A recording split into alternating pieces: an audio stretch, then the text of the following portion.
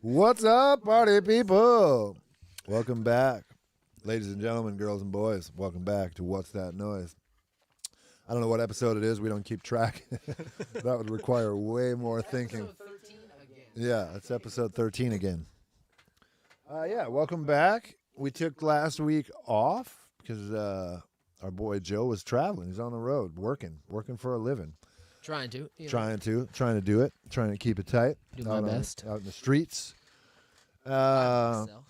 I don't know what's new with all of y'all. I'll tell you that all three of us have been vaccinated with our second shot, and we all had the day after just nightmare day. Me and Brad haven't even talked about it, but I had what you had, basically. Pretty much, yeah.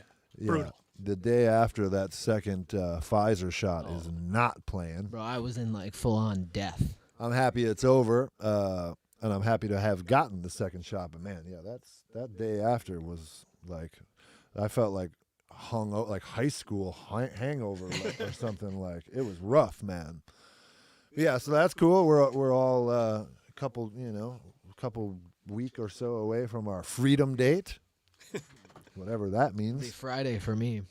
Oh wow, Yeah, on the real. Friday. Yo. Friday for Joe. I don't know. I just got mine I'm gonna last. go to a NASCAR race, I think. Oh yeah, yeah. I'm gonna go straight out to a Kid Rock concert. No mask. For real, though, did you see that stuff with Madball in I New York did. City? Yeah. They're like big hardcore show in New York. I mean, not a whole lot of masks, but And that's like the city is investigating the Parks Department or something. ooh, is that right? Because they're not thrilled with that, right? And someone took the New York hardcore logo and made it say, "Now you have COVID." Classic. I don't know. How's everyone doing out there? I'm not sure who's all tuned in just yet. Checked in. Oh, hey, Brandy. Yep. I got the chat in the corner. I'll keep an eye on that. So tonight we have a little later in the show, about 9 o'clock, or I don't know what time it is for you, but about an hour from now, halfway through the show, we have our good friend Ian Combs, who's going to pop in and talk to us. Ian is a multi-instrumentalist, record maker, mixer, engineer, producer, much like myself. And, well, I'm sure we'll talk to him more about it. But he, in a lot of ways, I feel like he kind of got the ball rolling, at least in my mind, about doing a show like this. Because for a while, when the pandemic kicked off, he kind of started interviewing some friends and doing some stuff just on his Facebook page. Kind of down and dirty, but, I was just kind of like, hey, that's a good idea. And then we stole his idea. But he kind of stopped doing it, so we picked it up. But I figure it was only right to get him back in because he definitely inspired this, at least on my end, and then I roped Joe and Brad in, and we took that production level up top real quick. Hey, Lee, what's going on? Lee, I believe, is the new drummer of the Ghost Particles, which means I'm off the hook. Thanks, Lee. Yo. Big shoes to fill. I think that's the same Lee. Literally. What do you wear, like a size 12? That's 13, son. Jesus. Yep, that's right. You know what they say about dudes with big shoes? Mm-hmm. Tiny dicks. Big socks. Jesus. That's how we do it around here. Yeah, Brad. no. What are you surprised? Don't act like you ain't been around. What are you, shocked? Yeah, man. Lee We says, clean I it got up for yeah, the show. man. I'm excited to hear some tracks from you, man. You're taking a little pressure off me. You can play some drums down there, and I can just mix. Big socks. Andy knows what's up. He gets it. So Lee also wears a size 13 shoe. Me and Andy have a bunch of stories that we can't tell on this platform. Let's get them out. Can we remove names to protect those involved or Well, something? I just said me and Andy. So. Oh, jeez. So there was this other guy named Tandy, right? Oh, yeah, him and Baramy. Tandrew and Baramy. Andy played bass in the band Animal Chin. That was kind of my first real touring band, fresh out of high school. I jumped in a van with a couple of dudes that were a couple of years older than me and had already been touring, and they were the reason I got bit by this bug and got stuck in this horrible musician life. So thanks a lot, they're to Andy. blame. Andy was smart enough to get out. I still haven't figured Yeah. that out yet. Can we tens on the kicking hat? Yo, I like it. Can we talk about that smooth new hoodie you're rocking tonight? Oh yeah, this is a Brad Gunnarsson It design. looks is fresh. that right? Yeah, it's so the boys in Fuzzard, who you've probably, if you watch the stream, have met several times. they got some new hoodies, courtesy of Brad, the band dad. Yes, and we know him. Brett ordered himself a couple of larges and realized that he was swimming in it, so I ended up with a free hoodie. In what world is Brett wearing I a don't large? know, right? homie? Brett's 4'1". Right. I don't, bro. With his I'm wife's heels on. You know? Some things you just can't unsee. Ugh. Oh, Jim says froze up. Has anyone Froze else up. got us froze up, or is that just Jim's computer? like Jim needs to hit the refresh, man. Anybody else froze up? Let us know. We're looking good here. We're looking good. We're saying we're looking good. What do you got, Brad? Looks good on my end. It could be, I don't know if you could still hear us, Jim, but refresh, my friend, Yeah. because no one else is complaining of froze up. Maybe dial up is the problem. I was kidding. Yeah, so we're going to kind of, yeah, Brandy's good. Yeah, if you can still hear us, Jim, hit the refresh button. Maybe you can't hear us. Maybe we're just totally frozen. Let's talk shit about Jim while he can't Here hear we us. go. Never did like him. Not true. Wrong Not true Jim. at all.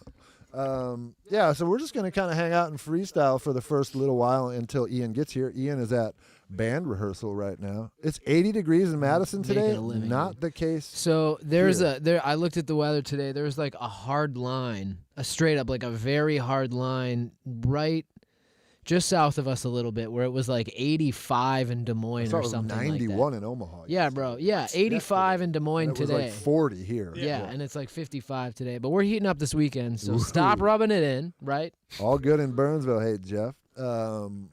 Yeah, so we're just going to kind of hang and freestyle until Ian gets here. Ian's in, I think I was just saying, he's at band practice with his band Johnny Rook right now, and he told those fools that he's got to be out at 8:30 so he can get over to the studio. He works at a place in town called River Rock that I've worked at a couple of times. Yeah, we're going to talk to him about his thing and what he's doing, and just, always nice to talk to a fellow record-making comrade. And like I said, he really kind of sparked starting this show in a lot of ways because he was doing it first. And he interviewed me and our friend Matt Kirkwald and a handful of other people. And then, he was just kind of going live and doing stuff, setting up guitars, building guitars from scratch. He had the Quarantelli that he made, which was pretty good. Well, I'm not going to give away all his stories now. We'll wait until he gets here. But That'd be something he's just got nothing to say. We're like, yeah, we've heard that one, man. I We already talked said- I about that already said earlier. that. What else you got? Nice beard. Ian's a good dude, so it'll be fun to have him in, and it'll be fun to introduce you guys to him. I've been sitting down in the studio all day today. I was on a Zoom call with our good friend Michael Bland, working on some tunes together, and always fun to have him on the laptop next to me, and we're just joking all the time and getting some good work done. So, been a big studio day already. No song to work on tonight. Like I said, we're just going to talk to Ian when he shows up. Next week we've got a plan to. So for those who have been with us over the last couple episodes, you saw me mixing a demo of a song that I wrote fairly recently, a couple months ago, maybe now, called "When the Medicine Runs Out." And our good friend Chris Johnson, who works over at Flowers Studio, and I've brought him up many times. He played in the band Attention with me for a couple of years. He does some mastering, but not, some mastering guys have totally separate set of equipment and mastering specific programs. Chris is going to kind of go through how he masters in Pro Tools, which is great for people that work at home and work in Pro Tools or in any DAW, because kind of the same principles will apply whether you're in Logic or Luna or what have you. I'm thinking about switching because Pro Tools really pissed me off the last couple of weeks, but we don't have to go into that. I mean, let's go into that, bro. I'm fired up. They about really, it. really pissed me off, but I'm fired up. whatever. They wrote me back today, spelled my name wrong in their What? email that they wrote back 3 weeks after I requested their help. I'm glad I paid. Dear Baramy, Right. go fuck yourself. Tell That's pretty much Landrew. what it said. Yeah. Yeah, it's pretty unbelievable. I pay several $100s a year for tech support and subscription updates, and it literally took 3 weeks for them to respond to an email to tell me something that they could have told me in any one of the numerous phone calls that I was so nice to give them, as I just kept like, oh, you're not going to call me back or write me back? Cool. I'll call again today. How's it going today? Whoever I'm talking to. So I don't know. They probably flagged my account or something. They probably start literally taking plugins back at this point. But screw those guys. So yeah, I don't know. Like I said, we're just really kind of free-forming. I had a little something show up via FedEx the other day. Speaking of companies that have recently pissed me off. It's getting to be a long list, bro. FedEx is right up there too, neck and neck. Right with Lars. Right, and Lars and FedEx and Newman. Yeah, and well, so we've been working on a couple of other things. We got some ideas for some future episodes, and we've been, Diane, just show up whenever. I hope you brought pizza for everybody. We've been Diane. waiting for you, actually. We were just shooting the shit. Now that you're here. Now that Diane's here, we'll get the show started. So Thanks roll for that joining intro, us, Joe. Here we go. I'm just playing, y'all. I'm just playing with ya. Oh, that intro is the best part of the show. You could just watch that and leave. The rest of this is just us Pretty bullshitting much. for 2 hours. You got to set that watch. It's 8 o'clock. I'm going to be busy for a minute and 15. Right. I'll be right back. I'll be right back. Just, leave my food in the microwave. I'll be right back. But yeah, I got a little something that we're going to cut open and unbox. And then should we do that pre or post What's That News? I think that's a post. What's that news? Post What's That? I agree. Yeah. How you feeling, Brad? Are you primed up for What's That News? I think so. The burner's been pretty busy the last couple weeks. You got that thing off simmer and on boil?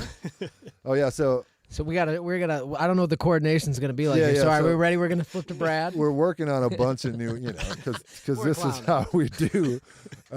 Brad came in with a hot new graphic today, which just sparked a whole bunch of ridiculous ideas. But we're working on that What's That News corner. We're gonna really we're gonna put some serious production behind Brad, and we expect that he'll probably just have his own show soon called What's That News, and he won't even be over here anymore. He'll be on Joe Rogan's podcast talking about his humble beginnings at What's That Noise. Yeah, so I don't know. What do you want? How do you want I to just do it, thought Joe? about is like there's no good way to like. I don't think you just need to pick up the space. Yeah, and so we can first of all, transition right, here. we're going with What's That News, as everyone knows. Yeah. Which is excellent.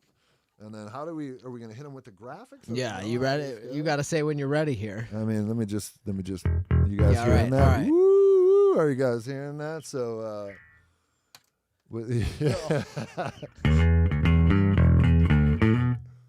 Nailed it. That was that real hot live on the fly live bass lick with the new logo. Let's put that logo up one more Yeah, here time. we Look go. what Brad came through with today. What's that new? Let me just play it again. You hear it now. Oh man, we need the boo. I'll do it here. I'll do it in the background. Boo, boo, boo, boo, boo, boo.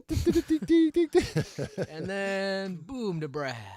You're Hit like me with way some up here, news, Brad. Yeah. Brad Loader, everybody. Here, what if I like? I forgot my sport jacket. That's Sorry. Brad a Thesaurus back there. I can roll with that. Well, since we had a couple weeks of stuff, We did, Yeah, I 'cause we had a suppose, week right? off, 2 yeah. weeks of stuff. we So got now all you got kinds of piles stuff of on the news. list. You got 2 burners going, is what you're telling me. Yeah. You got a couple pots cooking. The what's that news generation? I love it.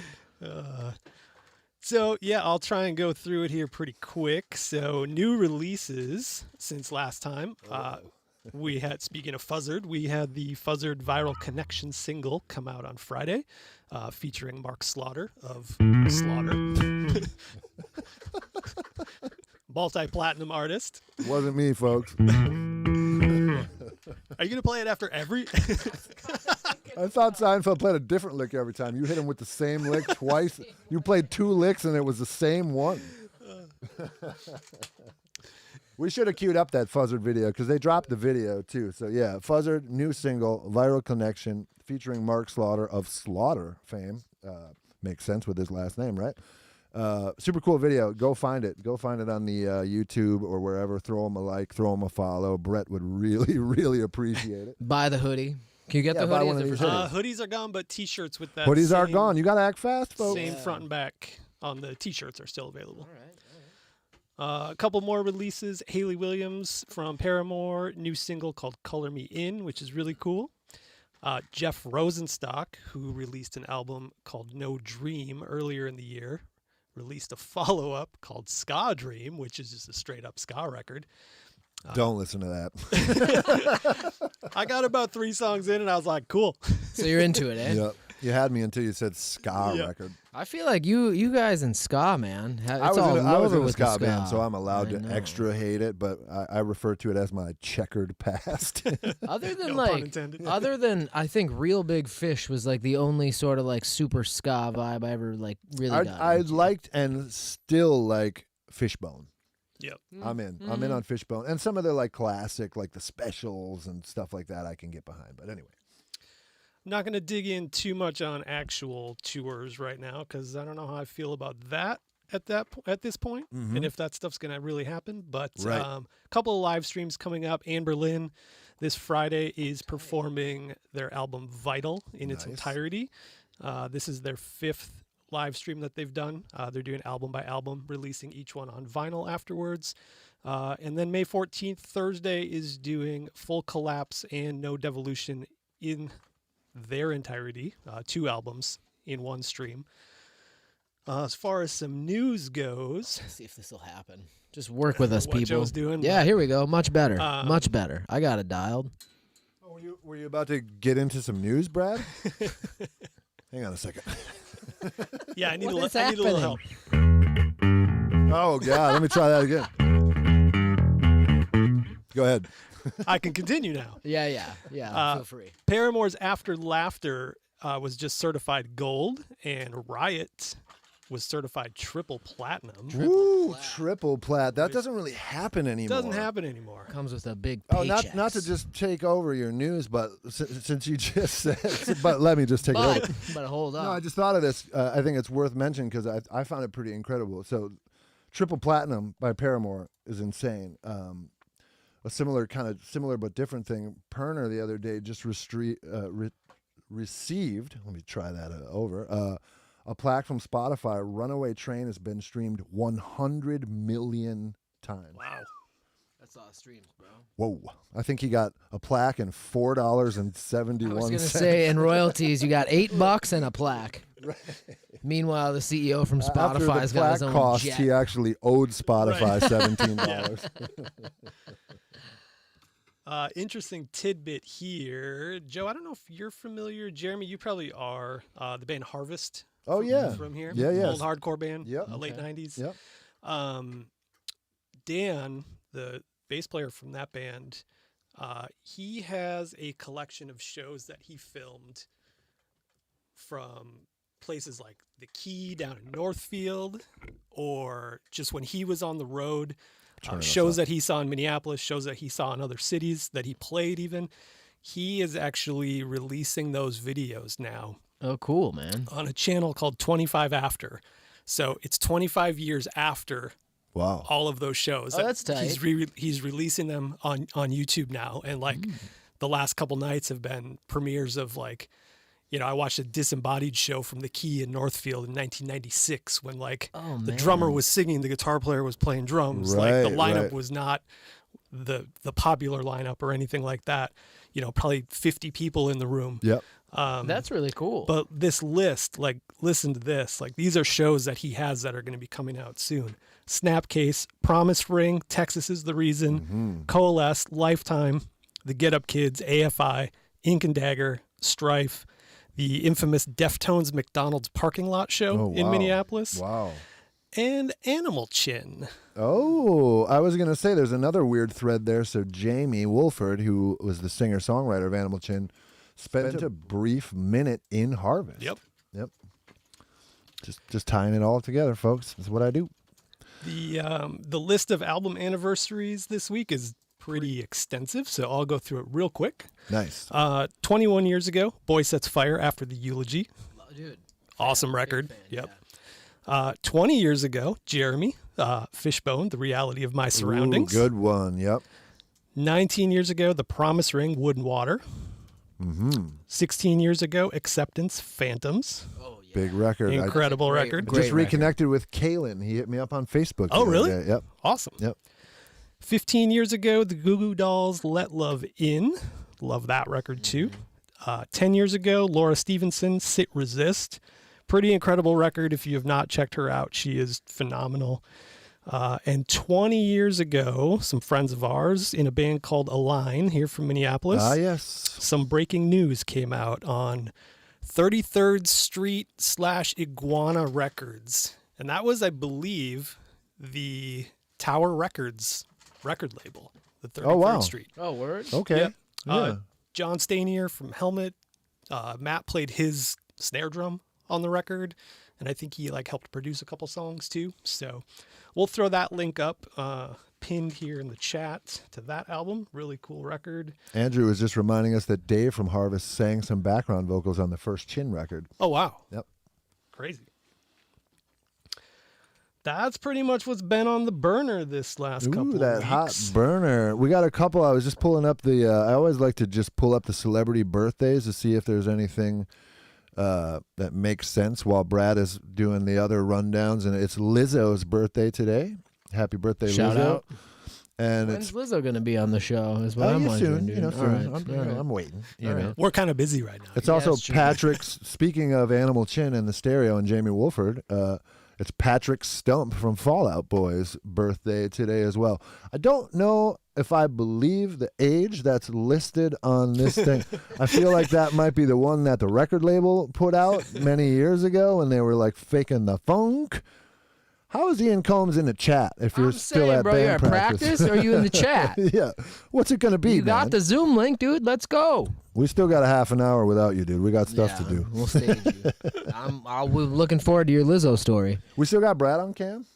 Yeah. I should, So, Brad, I know I have an unboxing to do tonight, but what you don't know is you have an unboxing to do tonight, too. Oh. So if you reach your grubby little paws underneath that couch that you're sitting on. Oh, he's This driving. is like Oprah. Check under your seat. You're driving while watching. Yeah, check under your seat.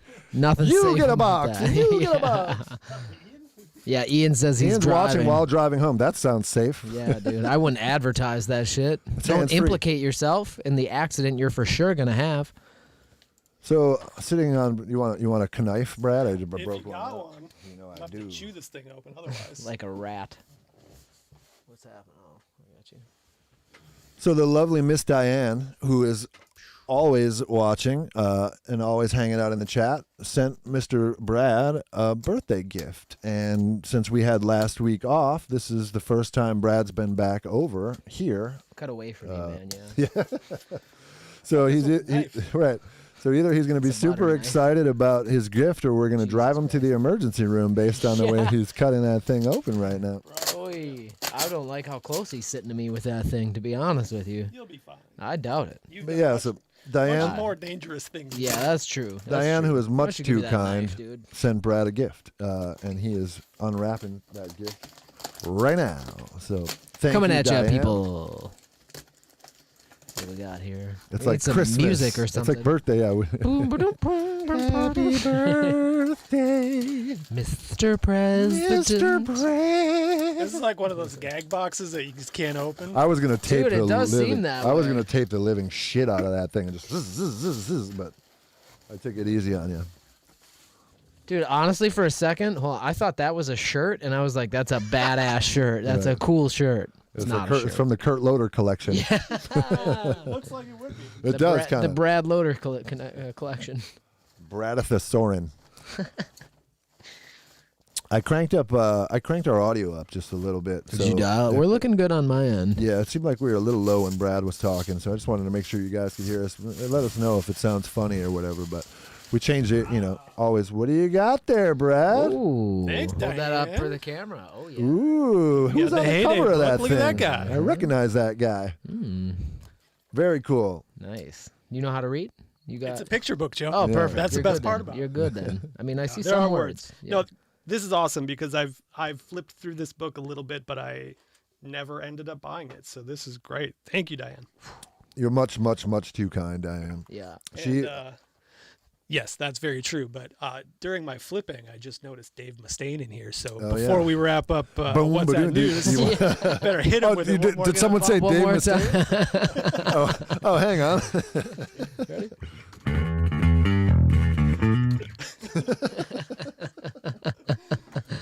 I don't care if you guys think it's funny or not. We think it's funny. That's kind of what we keep it real on this show. We're not here to entertain you people. We're just here. Right, we're here to entertain That's it. ourselves, and if It's you on guys are camera. into it, then that's good for you.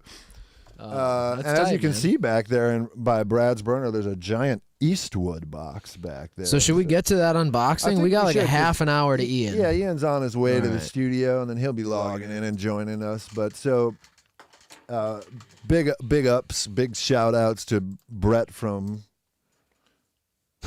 Fuzzard and Teddy from Down and Making Music. They sent up.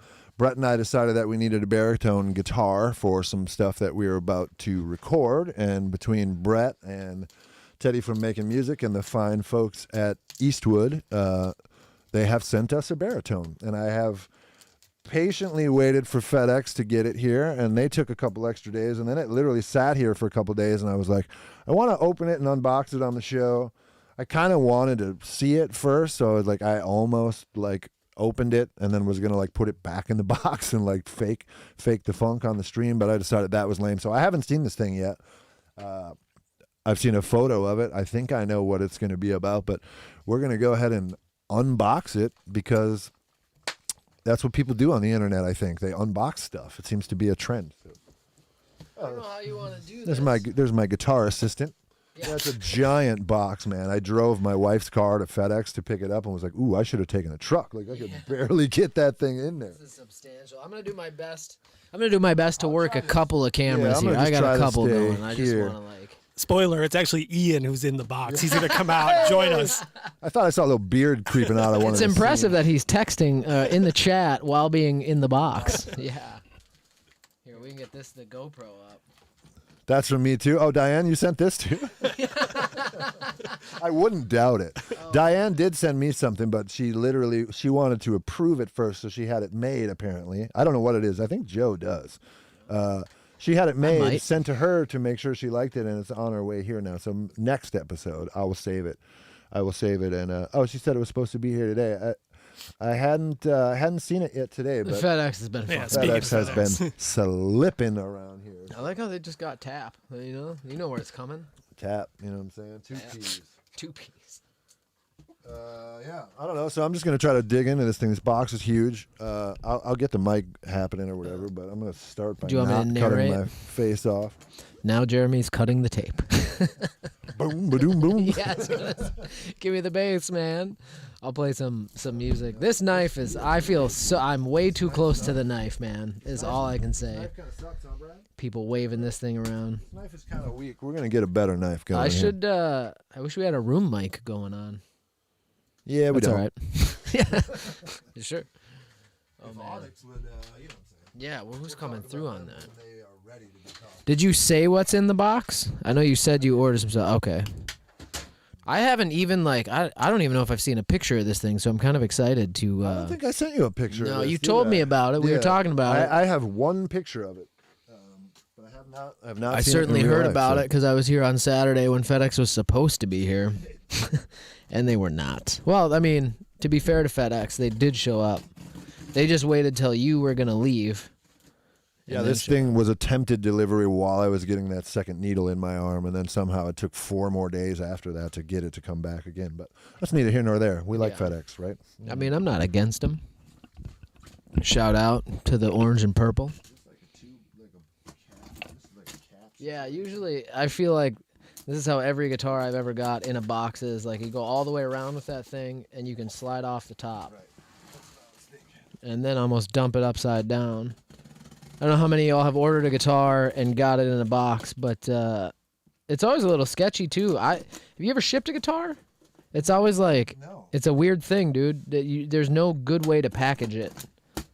Just because of the odd shape of them, so. Yeah, and this is a hollow body and a baritone, so it's like huge. Yeah. So we're almost through this layer. Man.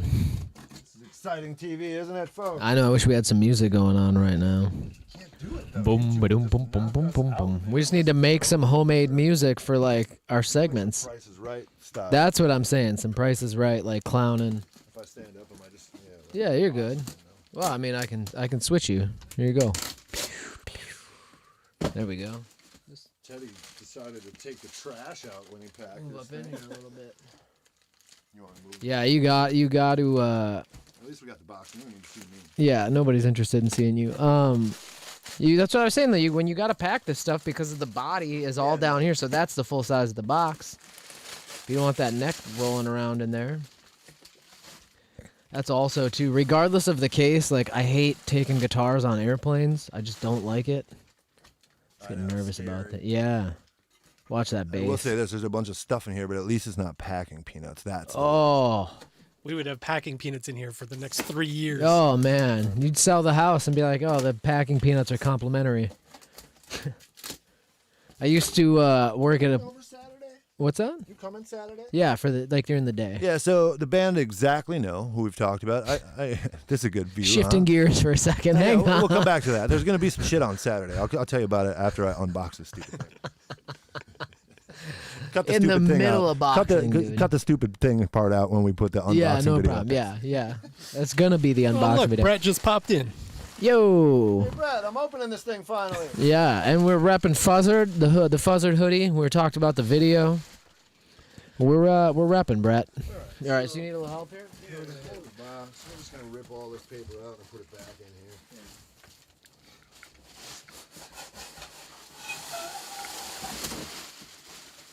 All right. Let's clean up our mess first. Here, I'll get on that. You get to. All right. I'll deal with this shit. Get rid of all this. This case is huge. Dude. Barefoot. I kind of just want to like. Ooh, Eastwood.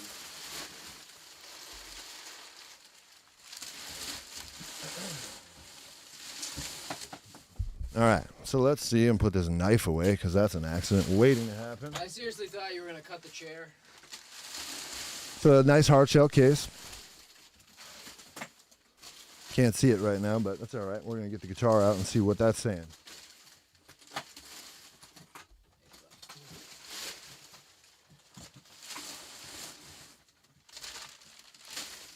Oh yeah. You want me to give you here? Hang on. Get this going. There we go. So it is the Eastwood. I believe this model is the Classic 6. The Classic 6 baritone. Kind of like Gretsch styling. Looks really cool. Looks super cool. Black and gold. I like the hollow body. So for those who don't know, it looks like a guitar, but it's a little bigger, and it's instead of E to E, it's B to B. So it's just it's a different sound. It's just a different thing, you know. I have a Fender Bass 6 here, but that's E to E an octave down, and this is B to B. Just a different flavor all around. Let me get this case out of the way here, and we'll check this thing out. What's in here? All kinds of goodies. May as well just see what Eastwood's got for us in here. We got the Allen wrenches. Got to have those. We got a business card. Thank you to everyone over at Eastwood, and again, Teddy from Making Music and Brett from Fuzzard for hooking it up. You got cool sticker situation. Oh, now we're over here. Sticker, little Eastwood sticker. Business card, Allen wrenches. Got to have Allen wrenches. Looks like a whole bunch of Allen wrenches, kind of, which we can add to our collection. Ooh, we got a nice, fresh set of GHS Custom Shop baritone strings. I'm sure that this probably just ships with, kind of whatever. And it looks like a whole bunch of coasters. Dude, I can use one of these up. right now, man. I'm Eastwood wrecking coasters. all the tables in here. Yeah, so big thanks to Making Music, Eastwood Guitars, Brett from Fuzzard, the whole gang for putting this thing together for me. Brett was wondering if there was any crazy pictures from Teddy in the box. No, Teddy didn't put any weird pictures or any incriminating There was one we stuff can't in there. show. But there you go. It's beautiful. Pretty sweet gold guard. We're gonna put a little tune on it. I'm gonna plug it into a tuner real quick here. Don't mind me. Nah. I should put this bass somewhere where it's not gonna just fall. I got you. Put it back in its Yep. home. which means we can't play the U here at first lick anymore, but I mean, we played it. super cool. We'll figure out what's going on here. I'm assuming that it's, I don't know, we got, like the Gretsch style master volume, I'm assuming, or maybe this is master tone, and there's two controls down here, volume and tone maybe. 3-way selector, I'm not sure, but we're going to find out. B to B, right, Brad?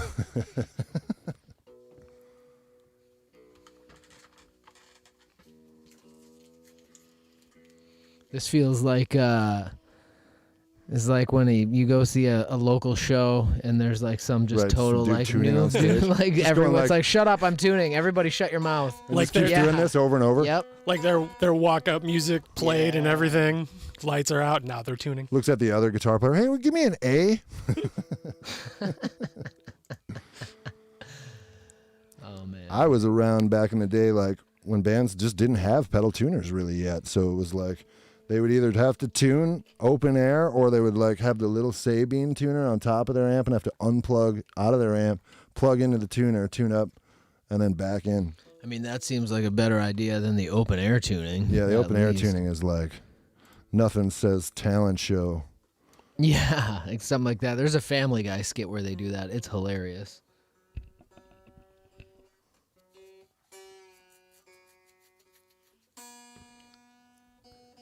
What strings are on there? Do you know? Like just the. I'm not so it sure. comes with Probably some just Joker whatever they stuff. ship Yeah. with. There, like I said, there is. Oh, they gave I'm you a assuming, pack. I'm assuming Teddy threw in the fancy GHS custom shop strings. I don't know. Maybe Eastwood includes these with. If they do, then I would assume that these are already on here and it's just another set. Yeah. But I'm assuming maybe Teddy tossed those in. I'm not sure. Big ups, Teddy. Yeah, Teddy's got a shop called Making Music down in Chicago or right outside of Chicago and maybe in a suburb. I'm not totally sure because it's moved a couple times. But Teddy's a great dude. And like I said, he sent us this guitar. So he's a super great dude today. We'll talk more tomorrow. So if you for those of you who are guitar players, you can tell that that's quite a bit lower. It's cool, even just acoustically, like sounds super cool. I do have the old HX Stomp plugged in today because that's how we played that sweet bass riff during What's That News. So let's see here. I'm just going to pull up just like a general preset that I have. This is like a deluxe reverb.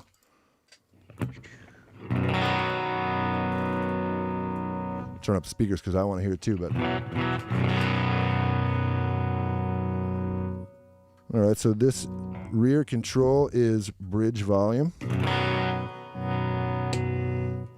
Got it. So we've got volume. I'm assuming that this is going to be master tone. And I'm correct. So you got a master tone up top, 2 volumes.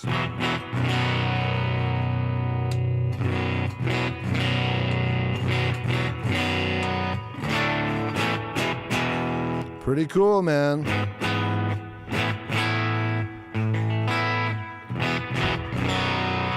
Brett's going to immediately tune it even lower. Yeah, just right. Like start. We should just do what Brett's about to do. Drop A.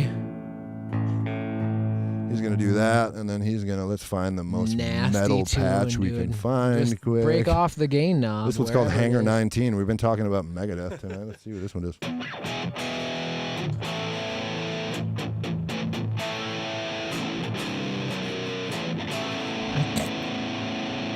What do you think, Brett? That's nasty, dude.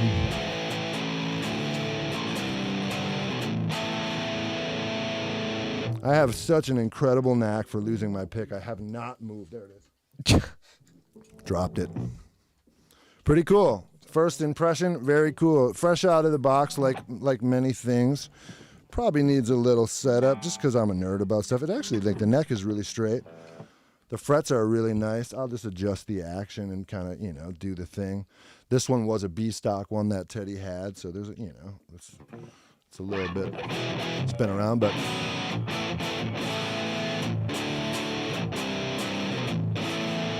it's super cool. I'm going to tune it back up to not drop because I always yell at Brett for tuning it to drop.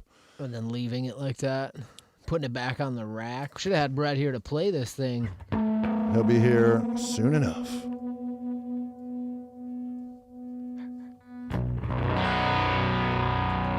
It's cool though. I mean, the baritone thing is just a mean sound. It's just that deeper kind of.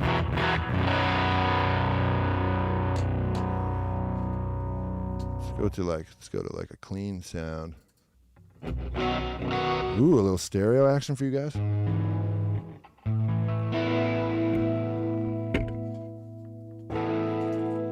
Pretty nice, man.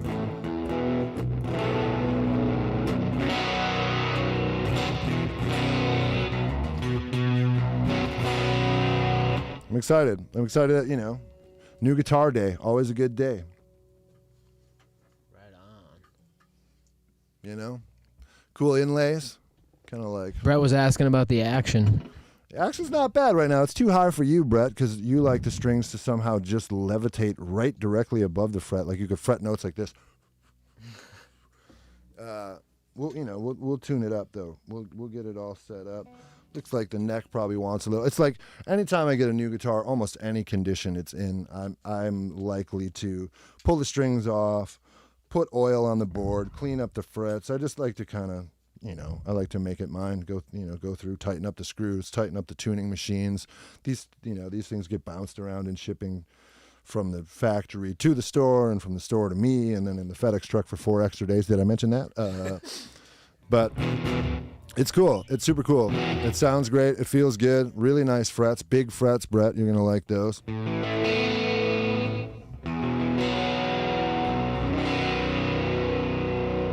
And, I mean, I just tuned it up quick, and it sounds solid, Intonation feels good right out of the box.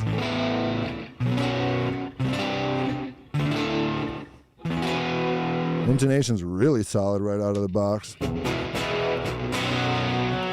So there you go.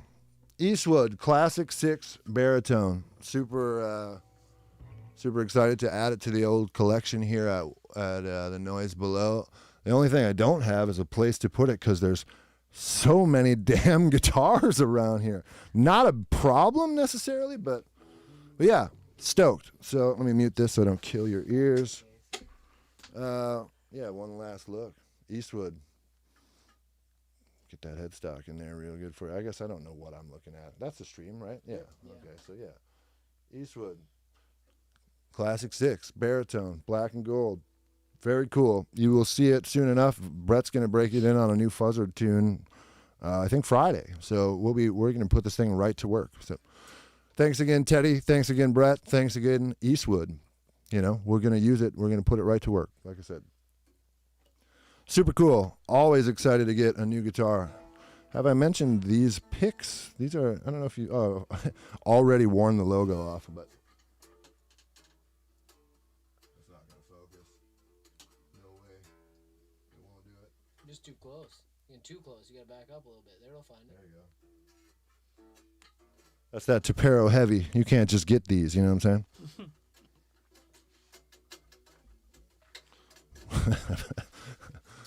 Back here chugging. Joe's just back there chugging. The baritone makes a guy want to chug, Some kill switch engage for you. So yeah, we're very stoked to have that. We're gonna have our buddy Ian Combs popping in via Zoom any minute now. Thanks again to Diane for Brad's birthday gift. Hey, Ian's showing up right now, Joe. So get your ass back to work. Guitar teching back here, man. I see Ian popping in. Joe's just going to have to do a little stuff. Oh, Ian's in the house. All right, Ian's in the house. So let me, we're just going to try this for a second. Everybody's going to ride. Oh, I already got it dialed. Bow! Joe's got to make a window. I got to check Ian's What's up, Zoom Ian? level. Talk to us, Ian, so we can see how loud you are. How loud am I? Perfect. Oh, you sound good. I'm going to turn you up a little bit on my end. Sound good, bro. Oh, he's got a guitar out too. You got a baritone? Yes, he does. I've never owned a baritone until about 5 minutes ago. I don't know if you saw that on your phone or not, but yeah, the fine folks at Eastwood and Making Music sent us a baritone, so we're stoked on that. I have the 12-string version of that. Oh, so just obviously not baritone though, but it's Classic 6. Is it Classic 12 then? Do they call it? Yeah. Classic 12. Yeah, it's Actually, Go ahead. Remember when I forced guitar parts on you? Yeah, was that what you were using?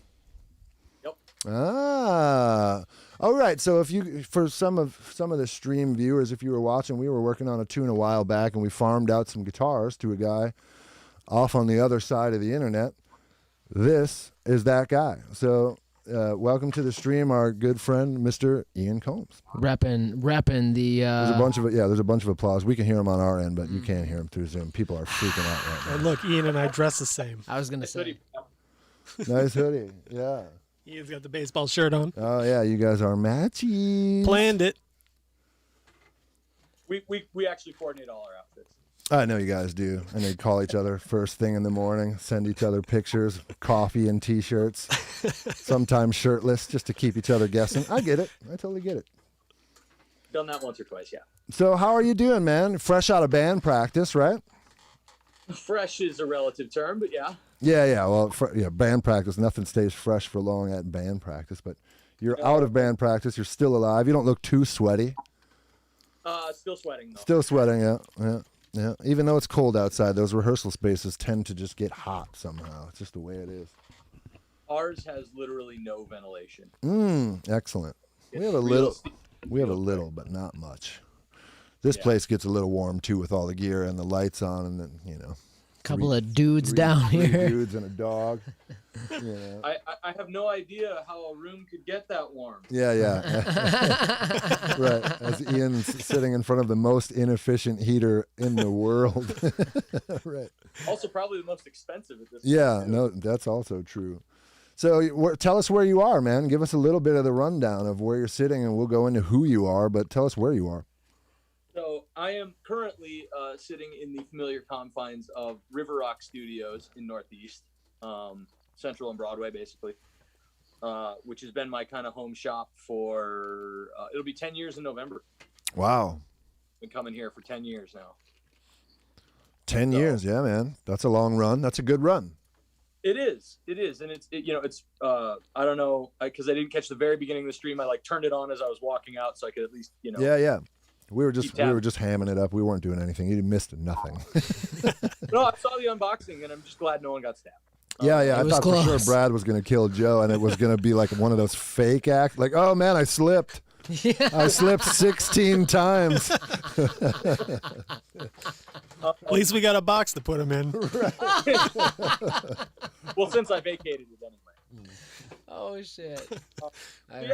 This has kind of been the home joint for me, where I've made the vast majority of the records I've done for the last.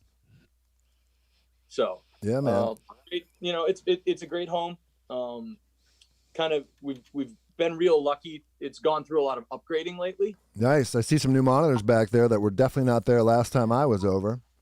The Focal Trio EEs. How do you like them? Really good. Really good. They're big, bro. They're kind of large, yeah. And we have a pair of subs under them too. Oh, why wouldn't you? Yep. You're not gonna get enough low end from those things. Yep. And is that just one lonely NS10 hanging out to remind you of what you use? Oh, there's another one. We moved the one so you can see into the live room better, and I'm just like, no one's used these since we put the trios up. Dude, I get it. I just recently built some soffits at my place and soffit mounted everything. And I decided, since I'm making the holes for the soffits, I may as well make them big enough to accommodate everything, including my NS10. So I put them in and wired them up. And I think I hadn't listened to them in a couple of years. I listened to them for about 30 seconds and was just like, maybe I should pull those out and finally sell those things. That's all I used forever, man. The Yamaha subs, or Yamaha sub with the NS10s and the Yamaha amp and that rig, and I made a lot of records on it. But I can't do it now. I don't know. I'm a Genelec guy now, and Adams. Yeah, kind of my two go-tos. At home, I've got just a little set of Equator. Oh yeah, G5, dual concentric guys. I love my Tenoys. Yep. That I used to have in B, but Kevin, my buddy Kevin, who you know. Yep. Got the Trio 6 BEs, so the little brother to these. Okay. He picked up a set of them, a set of B stock ones from Alto, I think, out in New York. Okay. Yeah. They're so good, dude. It's great to be in a. So for those of you who aren't familiar with River Rock, we've actually got 3 rooms. I'm sitting at A. B is kind of adjacent to the live room here, and C is down a hallway. I don't think I've seen C. I've seen B. B is where you mainly are. That's kind of your home at this point, really, Yep. right? Yep. And C just got rebuilt in its entirety. Oh, cool. It literally got torn down, moved about 5 feet, and put back up. Wow. And put a bigger ISO booth on it. Actually, next time if you're bored sometime. Oh, I'm never bored during a pandemic, right? It's funny how construction pops off during a pandemic, man. It's like, well, there ain't shit else going on. Let's move the studio 5 feet. What we really needed was like an ISO booth that we could do more like voiceover stuff. We weren't quite hitting some of the noise specs we wanted in the live room in A. So that ISO booth had a couple of things done that helped out quite a bit. Nice. So. You guys build it yourselves? Bring in anyone or just do it? It was Eric, the studio owner, and Kevin did a lot of the work. They did bring in a contractor guy to help them out with a lot of it. Sure. I think he didn't cut any fingers off with his table saw. Excellent. He did cut any finger with the table saw, but it wasn't too bad. Oh man, yeah. Me and Joe just built some more diffusers and some stuff. Built a cloud for his home studio the other day, and it's like every time that saw goes down, I think about it like. You're 1 inch away from ending your career at any one of these cuts, man. Like, pay attention, dude. Right. It's scary. About a year ago, I was making myself a cocktail. I remember that. Mm-hmm. And I had just gotten a new, like, yolk-shaped vegetable peeler. Because I wanted to be fancy boy. Uh-huh. And a little orange peel for my old-fashioned, have why an orange wouldn't you? Yeah. Because why wouldn't you? Mm-hmm. Well, I'm holding the orange with my ring finger sticking out like this. And as I come across, it slips out. And I took the entire tip of this finger off. Looked like a contact lens came off the tip of my finger. Ooh. How many cocktails did you have before that? This was sheer incompetence. How many did you have after that? just bottle. The one, but it was way more disappointing after the trip to the ER. Oh, dude. Yeah, man. I haven't, thankfully, I never cut myself that bad, but I did, I don't know, a couple of years ago, I was literally just like cutting a bagel, like, into my palm, and just like right as it got to the end of the bagel, it just came out a little hot, and I just put like a nice line straight across. Bread knife too is no bread joke. Knife, yeah, that heavy tooth bread knife. It went straight in. Done it. God, I'm an idiot. My little brother still doesn't have feeling on like this part of his ring finger on his left hand from a bagel knife. Yeah, incident. It'll get you. Be careful. Yep. Careful with those bagels, folks. That's the moral of the story. So you play in a band called Johnny Rook. That's what practice you were at tonight, right? One of a couple bands I play in, yes. But Johnny Rook rehearsal tonight. Yep. How many bands are you in right now? 3. 3. All right. Not bad. So Ian did the classic thing. If you're a good record producer, this will appear at some point where the band that you work with goes, hey, man, you should just be in our band. That's how you know you're doing a good job, when the band wants you in the band. Although you fell for it and actually joined the band. You're supposed to be like, oh, man, if I had the time, I totally would. But unfortunately, Yeah. I've been very selective. Yeah. There have been a couple more asks than that. Yeah. I know how it goes. But yeah, no, the Johnny Rook guys are just bros. I've known those guys for 15 plus years at this point. Right. Back when I was playing with 3 Pill Morning, they were kind of one of the local bands where I was like, these guys are doing something really cool, really different. And James is just like my favorite singer. Got to be a great, like, super fun band to play guitar in too, right? Because I mean, Zach is such a unique guitar player to play around his thing. I'm sure you had to kind of create a whole new thing for yourself, right? 100%. Yeah. 100%.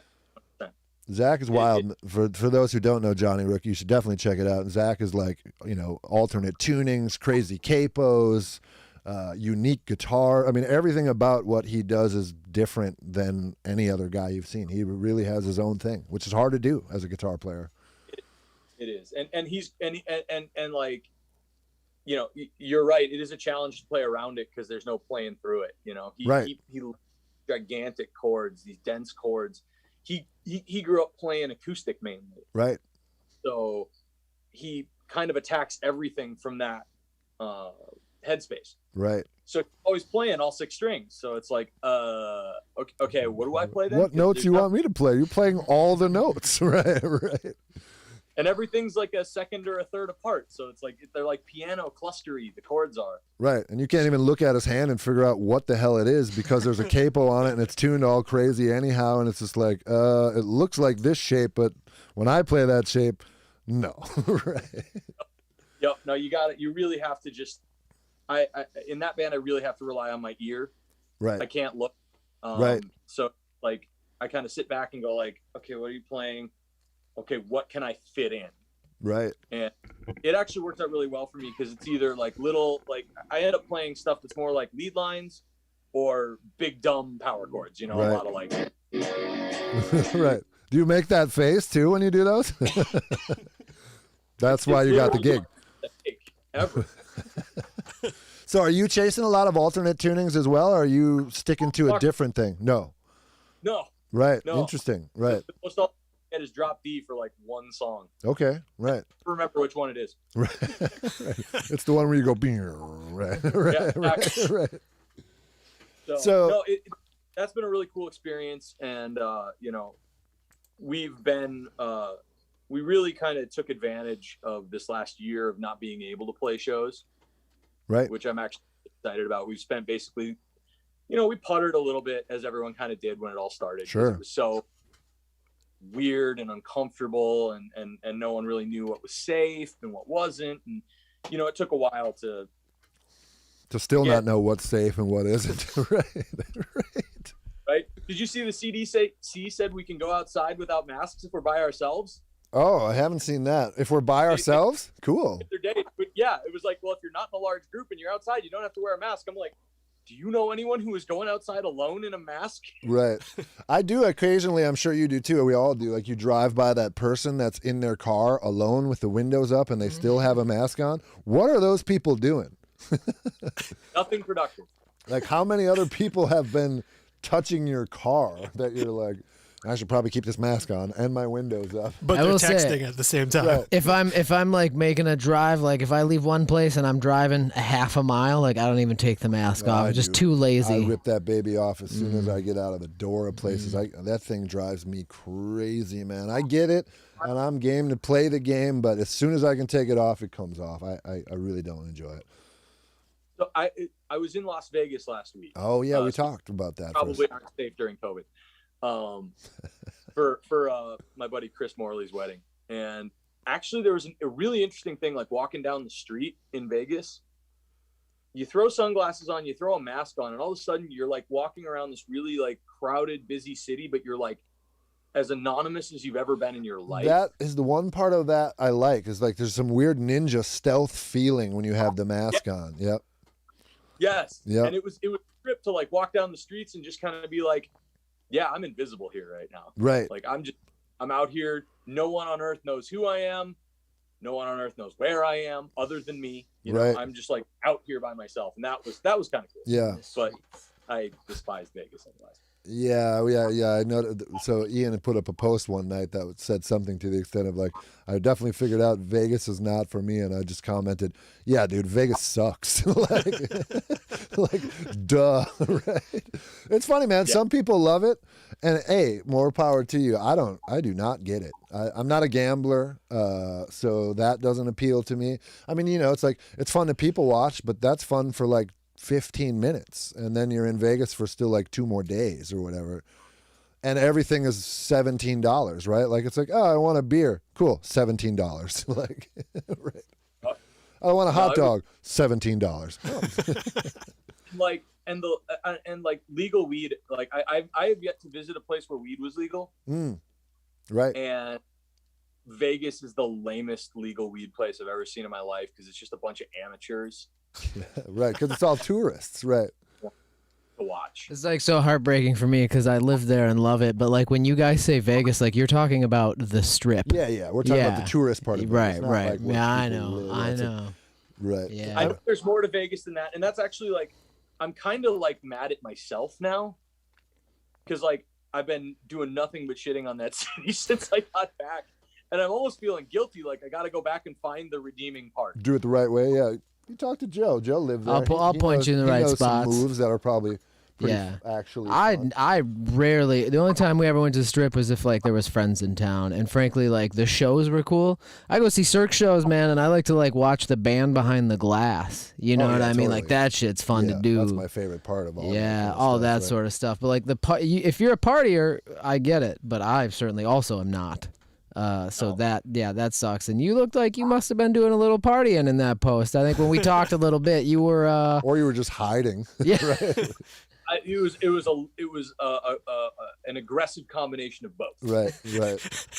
I was so, legal weed. You can walk around with weed and get high all day, and like tried it. It's harder work than I imagined it would be. Mm-hmm. We don't Much know care for that anything either. about And it was just like, and not used to the Vegas pace, still being on Minnesota time. So Yeah, like sure. my body clock never adjusted in 4 days. So I'm like waking up at like 7 every morning. Like, Yeah. 7 a.m. All in right. Vegas. You're supposed to still be up. You're not supposed to be waking up, right? right. Right. But like, and everyone's taking naps in the middle of the day because of course we've been going after it. You're out at the pool, or like we went to Top Golf with a big group. And Oh, yeah. got a little, I that was super. I played that Vegas Top Golf. They do shows there. Really? Very strange. Seriously? Yeah. Word. Yeah. It was like Dude, it's- 115 that day or something. I remember that. Jeez. Just out of control. Yeah, it was an interesting experience. I got to go see the rest of the city, and I want to go visit the desert because that was cool. Right. That's my shit right there, man. That's like I got really into like, I never felt so connected to nature as I did in the desert. Like people up here who camp and shit. Yeah, right. People up here who like camp and stuff though, I'm like, yo, mosquitoes and the weather and the Yeah. bugs, and like out there, it's a different thing. Well, you were out there with like dirt bikes and Yeah, fancy trucks trucks that and can all jump that. hill, like Yeah, man, hills and sand stuff. dunes, and Yeah, that's right. fun. That stuff's probably pretty fun. Yo. Yeah, I could That you could probably sign me up for. I could get behind a little bit of that. Top Golf SA concert in Nashville. Yeah, You right. guys That's do like a nuts. Top Golf tour Yeah, that right. we didn't know about? Yeah, Soul Asylum brought to you by Top Golf. Right. Oh, man. I've been to the Nashville Top Golf too. Yeah. That one's like it's like actually a venue that's kind of separate and proper. There's a name for it and everything, which Diane will tell me because I can't remember. But the one in Vegas was like we literally just played on like the 3rd floor of Top Golf. They like put in a stage and a PA, and it was weird, man. Cover up the pool, or Oh, you maybe see- it was a 2nd floor. Then pool was up one, maybe. I don't remember. yeah, I only got to see the couple bays where we were playing and Right. putting back, trying to hit the back wall. Right. So you're at the Cowan. Oh yeah, the Cowan in Nashville is the name of the venue that's attached to or right next door to the Top Golf. Yeah, man, you want to talk about two cities that couldn't be any more different. True. Yeah. Send me any day of the week. Yeah, Nashville's getting a little weird now too because everyone moved there. That's But it's still cool, and the only thing I don't like about it, it's like I equally like it and don't like it at the same time. Is everybody has a recording studio in Nashville. If you see a garage, there's no cars in there. There's drum sets and lunch boxes full of fucking preamps, and everyone's got a studio, which is awesome, but also like I wouldn't want to live there. I mean, there's enough studios where we live. I can't imagine timesing that by 10, You ever get real surprised when you find out about a studio in town and you're like, how did I not know this was Always. here? It happens all the time. There's cool places everywhere that I'm like, what? When? Oh, it's this been there 10 years? Like, oh shit! Like, there's a ton of studios here. And for those who don't know or haven't been to Minneapolis, there's still a couple left. But at one point, we had like 4 major recording schools all at the same time, or 3 for sure, I think. So there was a lot of there was a lot of kids coming out of school and opening up a bedroom studio or a big studio or a mid-sized studio. There's a lot for the size of Minneapolis, St. Paul. There is a ton of everything: music, bands, venues. Like per capita, I think someone was telling me that we have more music venues than New York per capita. And I believe that's true for theater as well. Yeah, this town is we- pretty bustling, man, when it comes to we the have arts, a bus. Yeah, 100%. which is awesome. And this might segue us nicely. We also, if you go maybe an hour south of the cities, Mm-hmm. Right. Let's talk about it. You were just there. So there's a beautiful place down in Cannon Falls, Minnesota called Pachyderm, which has been there for quite a while. It changed ownership a couple times over the years. Most recently purchased by, unfortunately, the now deceased John Cooker, who is just an incredible musician, gear collector, just an eccentric dude. But, you know, sometimes when you think of eccentric dudes, you think a real weird kind of to themselves kind of guy. Like he was not. He was the sweetest guy you would ever meet. He owned a great place out in LA called Seedy Underbelly LA, which I got to work at for a while. I'm yet to be to the new revamped Pachyderm, but you were just there. We got some photos here, but tell us a little bit about that place and what you were doing, and if you want to talk about the history of the place and whatnot, since you were just there, why don't you tell us? So, I mean, the history of Pachyderm can kind of, I don't know a lot of the nitty gritty about the beginning of it, but the notable, like Pachyderm's notoriety really started to skyrocket in the early 90s due to a little Seattle band coming down and making their second record there. That little Seattle band was Nirvana. That second record was In Utero.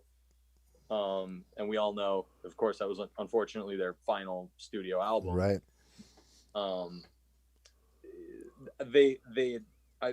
It's my understanding that they picked it because, you know, Kurt was into Kurt's stuff, you know, was heavy into the drugs. Yeah. And they were really having issue with that. So their idea was like, well, let's go to this place that's out in the middle of frickin' nowhere.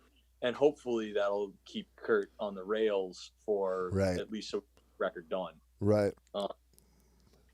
And that was followed up, I think, real shortly by Live going to do Throwing Copper, because Throwing Copper was what, 94, 95? Yeah, that sounds right. Who produced that record? I don't remember. Do you know? That's a great, I don't know either. I don't know who made that record there. But I definitely have heard a very similar story to what you're saying about the Nirvana record. I've heard an interview with Albini, and he just talked about how he knew, like, obviously there was so much business and so much success and everything you could think of swirling around Nirvana after Nevermind. Jerry Harrison. Jerry Harrison did the Live record. That makes sense. Great producer. Great dude. I met him once. We almost did the Gratitude record with Jerry Harrison. Showcased for him. But yeah, Albini talked about, he was like, you know, obviously, like you said, Kurt had some demons with some substance abuse and everything else, so he wanted to get him away from all that. And he also knew, like, if we stay in LA, if we stay in New York, there's going to be way too many hangarounds, way too many A&R cats and industry cats. Like, we just need to get the fuck out of Dodge and go make, especially Albini. Albini's not trying to hear about what the A&R guy thinks the guitar tone should be or whatever. Like, he is the last guy who is going to listen to that. So, yeah, he was smart. He pulled those guys out here and put them in Cannon Falls, Minnesota for, I don't know, probably a couple of months, I'm assuming, or a few months, or I don't know how long they took out there. I think it was less than a month. Yeah, I suppose it's an Albini record, so it's like play each song 3 times. Right, right, exactly. Pick one. He's one of where it's like, you can't make a record with Albini in like 2 weeks. Yeah. He's He's like, I can't, if there's nothing more we can do in 2 weeks, right? You've played your music. He's not really the kind of guy who's like, oh, we're going to rewrite the bridge on that one, fellas. That's not his production style whatsoever. Not at all. So what were you working on out there? So I'm doing a record with a guy named Chris Hawkey. For those who are familiar with KFAN here in town, he's producer of their morning show. Been a musician in town forever as well. And great singer, unbelievable pipes on that guy. Yep. Killer singer. Yep.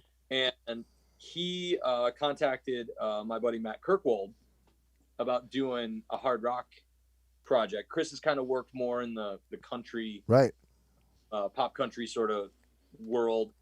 Used to play in a band with Matt called Rocket Club back in the day. And you know, we spent the summer writing some tunes, demoing stuff here at River Rock, and Hawk just kind of one day hits up our group chat and says, "Hey, I kind of want to do vocals at Pachyderm. I've never been there. It looks cool, and I kind of want that experience." That's the kind of client that's the phone call you want from a client. Like, oh, okay, yeah, let's do that.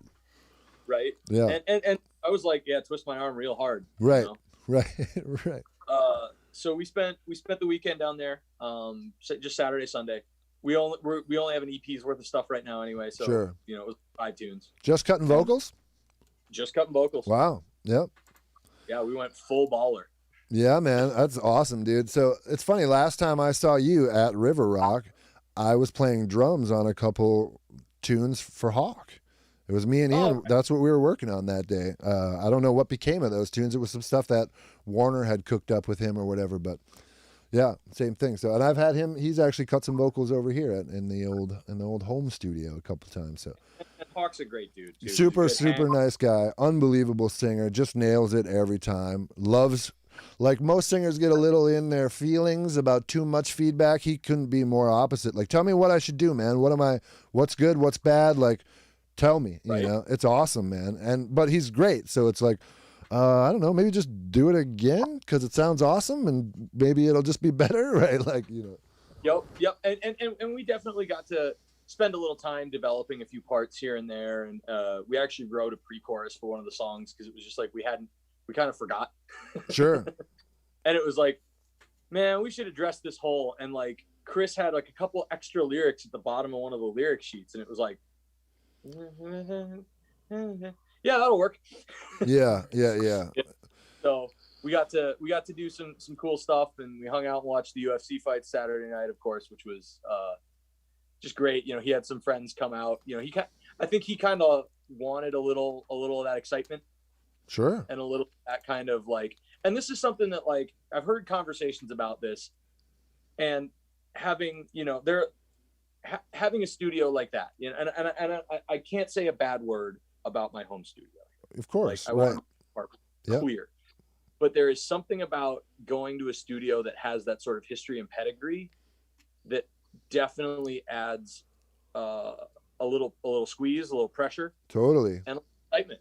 Totally, man. Yeah. It's like you feel like, all right, I'm in this room where all this greatness has happened, so I want to be part of that greatness. I don't want to just come slop it up for a couple days or whatever. Like, yeah, and it's like it's cool pressure. It's because it's like kind of this self-implied, like, I want to rise to the occasion. Like, I've put myself in a temple, and I need to do the right thing while I'm in here, man. I think it's super cool. I got that experience at.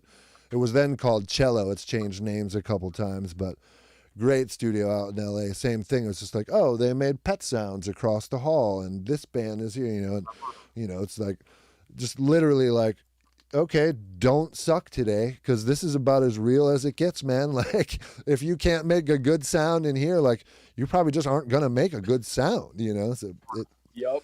I like and on the engineering side of things, for me, like that was totally the vibe. It was like, you know, I don't know if you were, you were probably in on some of those group chats where like some people in the local Facebook forums noticed that Pachyderm was selling some gear.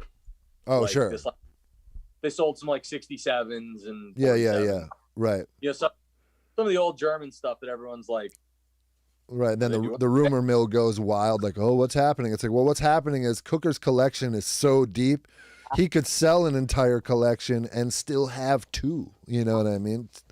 Two full collections of everything, right? Exactly. I mean, like that's the thing that I think the kind of local crew didn't quite get if they hadn't been there. Is like, right. You're like we had 447s to pick from. Right. Shoot them out. You know, there's a few long bodies here. Right. Go ahead. Right. Like you're lucky to have a 47 at a studio. Totally. Most studios, and you would still consider those like high quality professional studios. Of course. Right. This place had 4. Right. And then CMV 563s. They had some those giant RFT bottles, 67s, all of it. Cam 54s, Cam 56s, like legit C12. Like everything you could ever hope to have. Right. Yeah. And to your point, you're saying about a place like Cello. It's like if it sucks, it was your fault. It was your fault, right? Right. You can't blame anything else, right? It's like the room is great, the gear is top notch, everything works. There's a tech on hand if anything stops working. So if your record came out crappy, your band sucked. Sorry, like. Yep.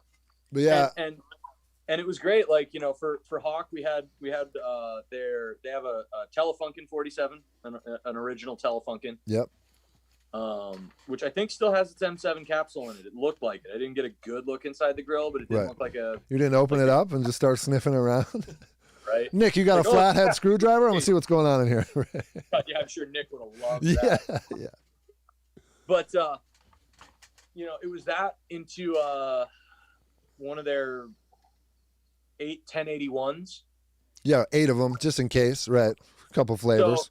So, who's running pictures over there? Is it Joe or Yeah, Joe, you want to pick those up? I'm trying to. We had a little camera weirdo, so I was dealing with that. But here you go. I think a couple of these. Yeah. All right. Yeah, let's leave that up Sideways. for a minute so Ian can give us a talk. Yeah, they're just gonna roll. That's the kind of the main input rack there, and They're just on a little bit of a slideshow situation. Here, I can dive you back. So main input rack. Where do we go? Yeah, can you Oh, just, hey. can you just We'll hang flip up? through them. Nice work, Joe. Showing up sideways, you know. There we go. Yeah. So yeah, there's a the couple main- toys in there. So we're looking at the middle bay here is the 1081s are the middle bay. Below that are, what are those? Those are I think those are 1073, some 1073s and something else. Yeah. There's 4 of them. And then the stuff on the upper right, I'm blanking, is 1066s maybe? Yeah, that sounds right. Yeah, which is Why basically a is this- 1073 with some different EQ points, maybe, right? Yep. And then below that on that rack is a bank of 8 Type 69s, Helios Type 69s. If I'm correct about this, some of those were used on Zeppelin records. Is that not true? Because there was some of those Helios channels at CDLA when I was there, and I was told, like, these are the ones from whatever, Zeppelin 4 or whatever. It could be. Would they have been like the old Stones Mobile Helios? I don't know, but I just I remember specifically someone being like, yeah, man, like these were on Zeppelin records. These, not like that model, like this serial number, you know, like this one. Right. And actually, it's funny. I was diving around in the loft looking for a guitar, which I have a story about that. And they've got like another probably dozen of those things just hiding in the loft. Yeah, just tucked, right? Because at a certain point, you know, Nick was telling me their patch bay is so full they got to have tails on a bunch of other pieces that get used a lot, like their EAR 660s, and you know, just it's fill. It's absolute fill. Yeah. Let's just put up the input rack. So Right. the bottom row of that input rack on the right side, that's V72s and V78s. Right. It looks That like a doesn't suck. bunch of them too, right? That's another thing. Like maybe there's one at a studio or 2, but there's never an entire bank of them, right? Right. And then under the 2254, which is again just filth in decadence right there, is a bank of Langevin. I believe they're AM10s, which are super cool. Yeah. And so my input path now, if you can kind of see, this is the only thing that went wrong the whole section. Mm-hmm. And we all get caught, right? We all get caught screwing up a little bit. I screwed up. All right. So everything was set up for me because Nick knows the room, you know, Sure. and knows the patch bay, and it was just like, here's what I want. He set me up. But you see that one that's got the Vox label on it? Yeah, I think I can make it out. Yeah. Yeah, it was the one to the right of it was the one we were on. But I did a lot of EQ work on that one that I wasn't using, let me tell you. One of those, like, what the man? These things are way more subtle than I expected. Right. Actually, you're one over to the right, bud. Oh, right. I knew that. And then I had to because I had to like turn the gain up or down for a gang vocal. I can't remember. And I'm sitting there like, wait a minute, just like wrenching the gain knob around, going, this isn't doing anything. Yeah. Oh shit! I'm still like super. You know, I've done a handful of work at Flowers, but same thing. It's like you get so used to your spot or the spot that you work in every day that when you're in a new spot, like even though you might have labeled it yourself, you're like, oh cool, let me just reach back, and you're like, same thing. I'm like wrenching an EQ or something, like what the fuck? Oh, I'm on the side channel 2. It's supposed to be channel 1 or whatever. Like same thing, but you're literally like turning the knob, like what's? I think something. You're like, I think this one went out, man. There's like something is up with this thing, and they're like, yeah. She's really gentle. So at any rate, got that sorted out. Actually used the EQ for. I think that only messed me up for like one song. Right, So, right. shit. And then we went into from there. We went into an old silver 1176, and that LA2A that was in the. Yeah, saw that. Not a reissue. That's a real one. Once again, right? Yeah. That's like a more recent old one. I think because that was a silver face one. Right. They made a batch though, right? It was like all classic parts, but a slightly different face or something. I remember kind of hearing about those. And I'll tell you what, man. If for anyone out there who's watching this or watches it later, that's got a reissue LA2A. Nope. Nothing. I know it. It's true. Hey, while we're just a quick side note about those, are you hip to the Audioscape stuff? Have you checked that stuff out yet? You got some of it? There you go. There you go. You got the blue stripe. Yeah, man. I've been thinking about the Audioscape LA2A. I can't afford a vintage real one, but I feel like the Audioscape is better than the current production UA. That's true of a lot of companies, I think, because even the 1176 was nothing like. Yeah. The silver 76s are nothing like the black. Right. What are they? E-Rev or F-Rev? Yeah, I forget the letters, but yeah. The blue stripe is the A, right? And this is another fun toy we just got not too long ago. Is that the retro? Yes, sir. Yep. That's a Which, good one. that just showed up here last week. I haven't used it yet. Yeah. Wait. Yeah. Probably the record. You start cutting some bass on that right away with that thing, dude. Yeah. Or vocal, anything. Yeah, or anything. Yeah, pretty much anything. That's a good one. I like the retro stuff. I had the retro 2-channel pull tech style EQ for quite a while. It wasn't mine. It was on a forever or for quite a long loan from Mr. Casey Smith, who's got just a pile of outboard gear. Yes, he does. And that thing was awesome. Same thing, just like built like a tank. You can just breathe on the knob and get what you want, or just dime a band and it like doesn't get ugly. It's like, whatever the top thing is, 16K all the way up. Sounds great, doesn't smear, doesn't get weird, doesn't get sputtery. Jeremy in stereo, what does that mean? Oh, Joe had me up on the screen twice or something? No, your audio, it's fine. It's fixed. It's fixed. It was like 2 seconds. See, it's so funny, man. It's like, even though I'm usually like the engineer or the guy who's telling the band, like, oh, don't worry, man, it's fine. It's fixed. Like, now I'm the guy in the band and Joe's talking down to me. Don't worry, man, it's already taken care of. The guy I got to take care of. Yeah, right. You got an amateur. I was fucking up, but now I'm not fucking up, so quit busting my balls. So, at any rate, to maybe wrap up the Pachyderm thing, like, I mean, it is really a remarkable place, and if you've got the budget and you've got the sort of band that can use that space, like a modern metal record, it's probably not worth it for anything other than drums. Right, if you're just gonna the room is insane. Sure. Yeah. It looks beautiful. Looks beautiful. The best sounding room I've ever personally been in, as far as recording studios. Right. But if you're like a rock and roll band, if you're a band that's playing music together as part of your recording process, right, I can think of few better places. Sure, I believe it's it. Just like, what do you need? We probably have it. And probably have a couple of them, right? Exactly. Right. You could show up there with nothing more than your clothes and a toothbrush. Right. There's amps, there's guitars, there's drums, there's everything. Right. Cooker always had all the best stuff, man. So my last show and tell picture, if Joe would be so kind. Oh yeah. To find a picture that I sent of me playing an acoustic guitar. Oh, is this the banner? What we got? I don't know why some of them are showing up sideways. That's an interesting thing. So let's see if we got it. House is dope. Room's dope. House is dope. Live room dope. Sideways pool. Indoor sideways pool. Shot. Sideways console. Yeah, Joe's got a bunch of sideways photos. Yeah, Super weird. pro. They just import that way. Hold on, we've got some Ian pics Oh, too. I wonder if it's and like they're in clusters, so I don't know if it's in this one instead of the other cluster. Oh, okay.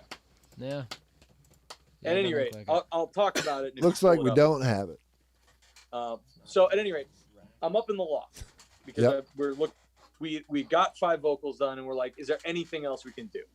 well, let's cut some acoustics. Like, we got a couple little acoustic parts on this record, nothing crazy. But hey, we got a Telefunken U47 out there that's currently sounding freaking amazing. Right. Let's go use it for A couple of great guitar players in the room. Right. Well, at least one. 1.5. Yeah. Thank You God guys can Matt was arm there. wrestle for which one, who's who, right? Yeah. Both of us are like, no, the other guy. Yeah, exactly, right. Which we all know Matt is clearly better than me. Right. And we all know you would win arm wrestling, Matt, I think so. No, God, no. You don't think Dude, so? He's way stronger than me. All right. He's All also right. like 9 feet tall, and I'm only like 5'9". I just, I see the beard and I just think like Viking warrior, like who's going to beat Ian at arm wrestling? Plus you were like a rugby dude. Like you're a tough dude, man. I'm a retired tough dude. Okay. That's fair enough. Fair enough. I liked being able to walk in my mid-20s. So Smart. I decided to Yeah. That's the right path, right? But at any rate, so I go up to the loft. And there's, guitar cases all over. That's where kind of they stash all the instruments because they kind of keep them out of the way. Sure. Because they got a lot of vintage stuff. So I pop open the first case. And the first case is a Banner Southern Jumbo. Right? So Banner era, for those not familiar with Gibson, runs from 42 to 45, maybe very early 46. 40s. Right. 40s. Right? And this thing is checked. And there were little flecks of lacquer from the neck coming off on my left hand as I was playing it. Right. This is the most righteous, sweet old guitar. Mm-hmm. I mean, plays great, sounds great. I'll send you, I've got a little video of me playing it and just with the iPhone camera. It sounds Yeah. I saw you in Kirkwall, you talking about what it was or whatever. I think I might have heard a little Oasis jam in there. And it was one of those things where what's the worst thing I can play? Yeah. It's clearly Wonderwall. You should have played More Than Words, dude. Oh God. Oh, that would have been. Oh, yeah, that probably would have been the next cringiest thing for sure. But at any rate, so we cut apart. It's great. And I go to put it away. So I climb up the ladder into the loft because the loft is in the entryway of the studio. Yep. And you got to climb a little ladder to get into it. And just out of curiosity, there's 2 other acoustic cases next to it. So I pop open the next one. As one would, right. It's like a 60s J45. Mm-hmm. Super clean. Yeah. Plays good, sounds good. Okay, cool. That split my wig. You got a pair of these things that are legit. Pretty cool. Mm-hmm. I opened the third case. I know Cooker, so I don't know what it is, but I know it's another mind blower. Another one. It was a third one. Uh-huh. Yeah, because they're all a little different, man. You got to have some flavors, right? Third one was the monster. Ooh, yep. Dude, it was a cannon. I It was believe one of the loudest, biggest sounding acoustic guitars I've ever strummed Yep. in my life. I was just like, holy shit. I And it was believe at that moment I realized I was in a place that I have never been in. I've never been in a place like that. And it was actually kind of even beyond my imagination for what a studio could be, because I just don't know anyone who had the money and the years of time Totally. collect all that crap. Right. And and he was really into it. So a couple things, for those who don't know, those 3 guitars that Ian just mentioned are worth as much or more than most people's entire studios that we know at this point. Those guitars are worth a lot of money. 10 to 20K a pop.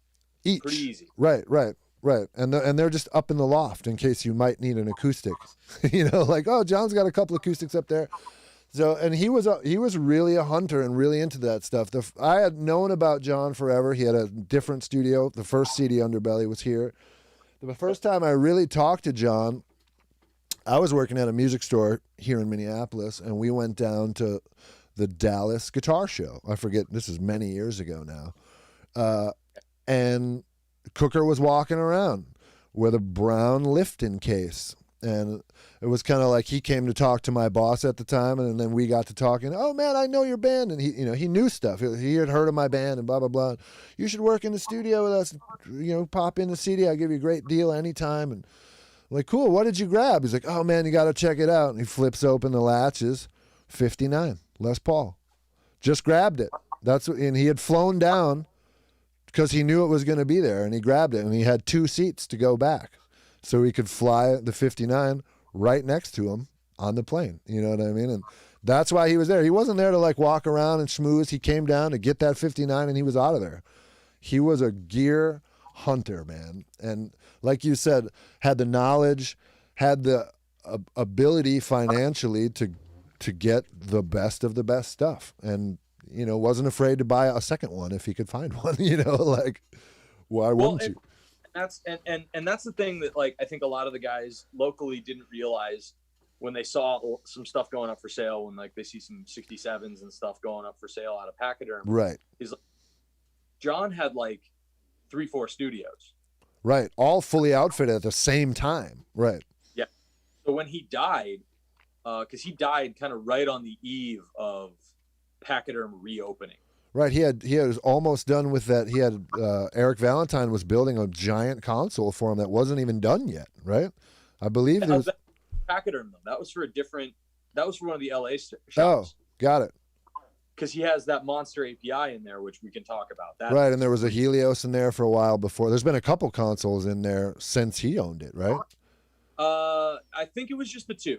I think it was just the Helios, which he ended up selling to Billy Corgan. Heard of him. Because why wouldn't you? Thanks, dog. Yeah, for real, bro. It's heavy. But the new one was Paul Wolf's personal API. Oh, there you go. So that was the test bed that I think he used to develop what then became the API legacy.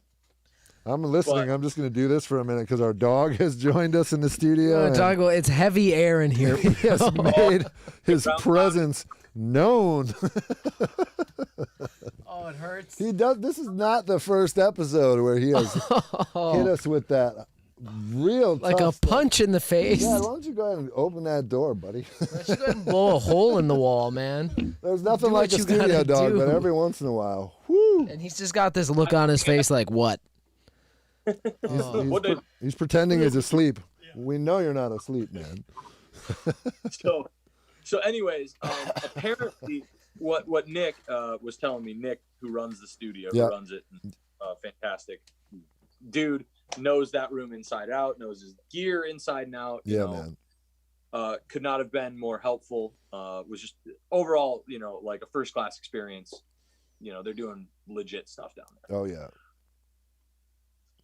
He was saying that basically what it ended up being was that it was too expensive to sell.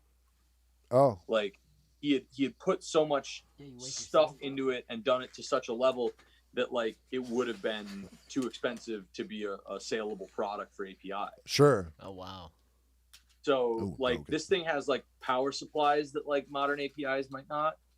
It's got a lot of juice. All his personal custom stuff to tweak it as far as he could, right? And it's got more low end than I've ever heard come off an API. Right, which is saying a lot because just a stock API is pretty thunderous and pretty heavy in the lower mids and low end anyhow, right? And this would change your mind about that. I believe it, right? I got to get out there, man. It's almost happened a couple times. It hasn't happened yet, but we keep talking about. I want to get Bland on his drums in that room with those inputs and let him do his thing. Because you know you could capture Bland in a telephone booth and it'll sound huge, but if you put him in that room, I think it would just be unbelievable. Like, yeah, just striking matches down here, man. And honestly, you should check out their drum collection. Oh, I'm sure. Yeah. Got an awful lot of real nice Gretsch down there. I just picked up myself a Gretsch drum kit just recently, and it has changed my world, man. I've had a vintage Ludwig forever. I still have it, and I love it. But I just picked up a early 70s Gretsch kit, 13, 16, 18, 24. I'm the second owner, and it is incredible, man. It's the same instrument, but it's not the same instrument. I guess it's like Fender and Gibson almost or something like. It's so much more lively, and I don't know. It's just even the way the stick bounces off the head is different. Like it's The Gretsch thing, that great Gretsch sound is real, is very real. That's why Vinny played him for years, right? And Yeah, still man. plays him. Right. They're unbelievable. Way into it. Yeah. So Pachyderm is far and away one of the best studio experiences I've ever had as a recordist, as a musician. You know, I got to cut like a stupid like low octave vocal because Hawk's a tenor. Yeah. And I'm at all. Right. You're like, I'll take it down into the basement. What do you want to do? Right. Right. Yeah, I got that. No problem. So, you know, I got to do that, and like the kind of realization as you walk away, as you step back, is like, wait, I've seen this view before. And you ever see that picture from the making of In Utero, where it was like Kurt's view? Right. So there's like a music stand like here, and then like 3 mics, like a Lomo and a 421. Oh yeah, I know exactly what you're talking about. Right. Out the window, like that's where I was standing. Right. Right. Right. And you're sitting there going, oh. Right. Speaking of that history and that, I better rise to the occasion and just, I want to leave a little bit of my imprint in these walls too, man, because, you know, I don't know. I like to believe, like, again, we were talking about old guitars and stuff like that. Some people want to hate on the vintage guitars and go, oh man, it's like they're super overpriced and it's not, the modern stuff is just as good. And there is a lot of great modern stuff, but there is a different thing. Like, I think that, you know, that old wood, whether it's in the walls of a studio or in the bracing of a 40s Gibson guitar, like, it knows what it is now. It's been playing E chords since before your dad was born, and it knows how to make an E chord sound great. You know what I mean? Like, it's all those frequencies have been passing through that guitar for so many years that it's like, it's familiar. You know what I mean? You play a G chord, it's like, oh yeah, I remember my first G chord. It was in 1942 or what, you know, like, it's pretty incredible, man. And I think that those studio walls have memory too, man. And as all those great dudes have passed through there, like, I think the studio knows. And if you're smart as an artist or a producer or an engineer, you know too. And you know that you want to bring it and you want to add to that memory, you know? Yep. And you play into it and it's such a trip. So that was like I said, it was remarkable. And like I said, like the cool thing about having the accommodations too is like, you know, we had and next if me and Matt go down there again, bud, I'll give you a call. Man, I would love to ride out. I got to, so when Attention went to the CD Underbelly LA, Nick was our assistant out there too. Like, there was a guy named Adam who was kind of John's LA guy, but he was busy doing something or whatever, and like, pretty last minute, John was just like, oh man, I'll just stick Nick on a plane and have him out here tomorrow.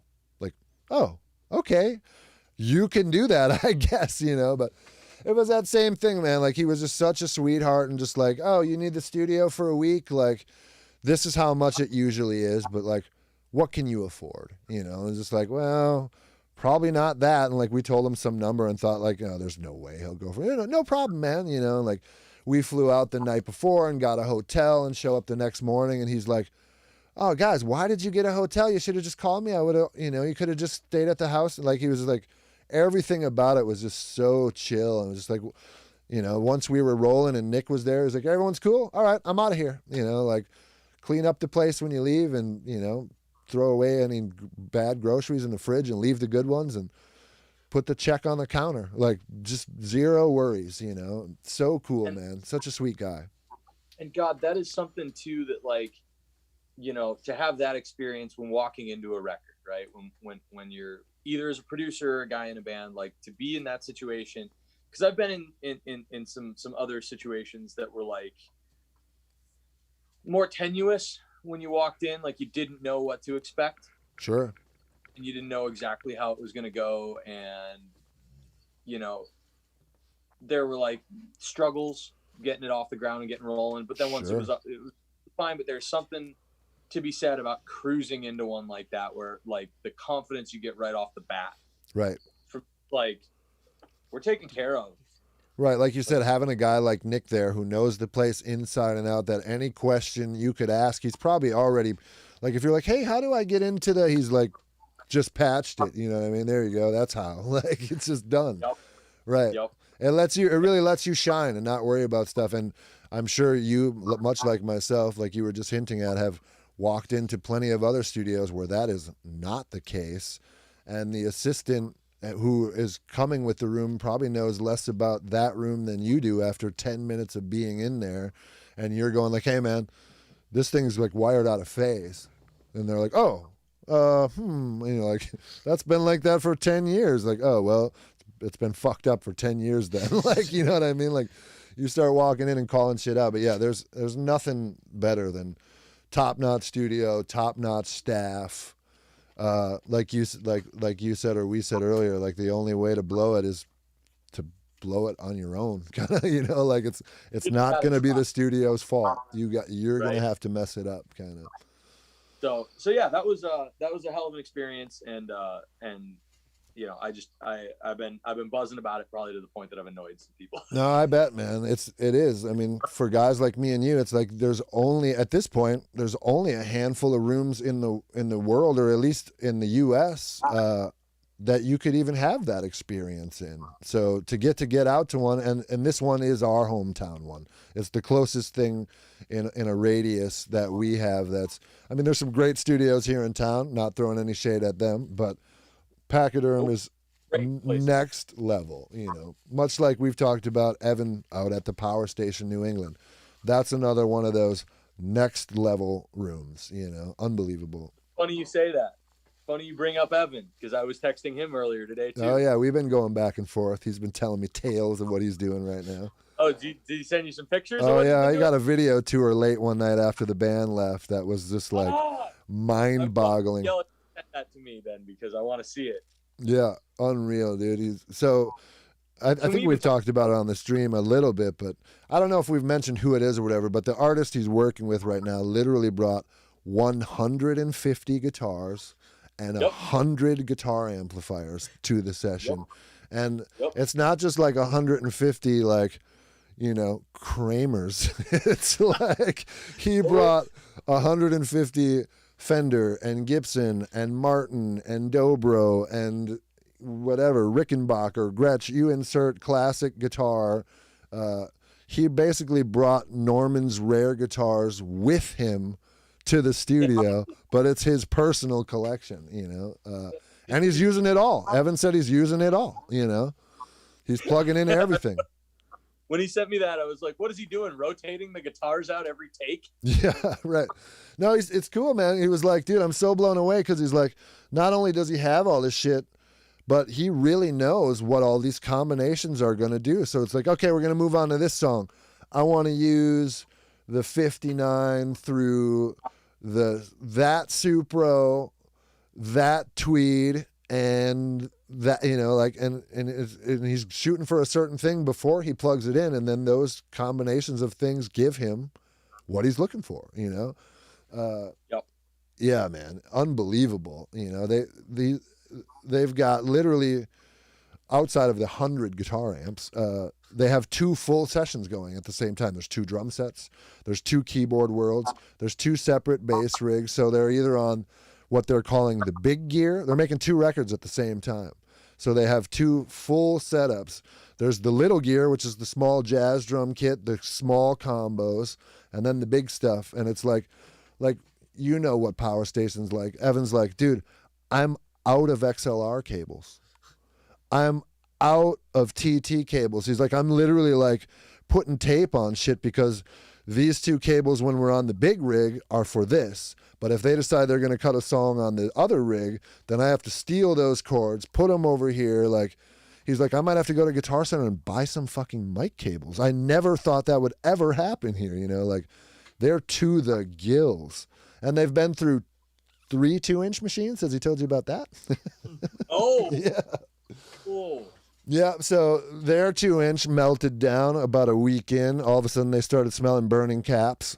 Big problem, But they're dumping everything off the 2-inch into Pro Tools. So, okay, 2-inch went down. We'll do some overdubs in Pro Tools. Go find us another Studer now, So Evan had to drive 3 hours to meet a guy to get another Studer loaded up, rent a U-Haul truck, 3-hour drive, dumped the Studer in there, took it back, plugged it in, calibrated it. Great.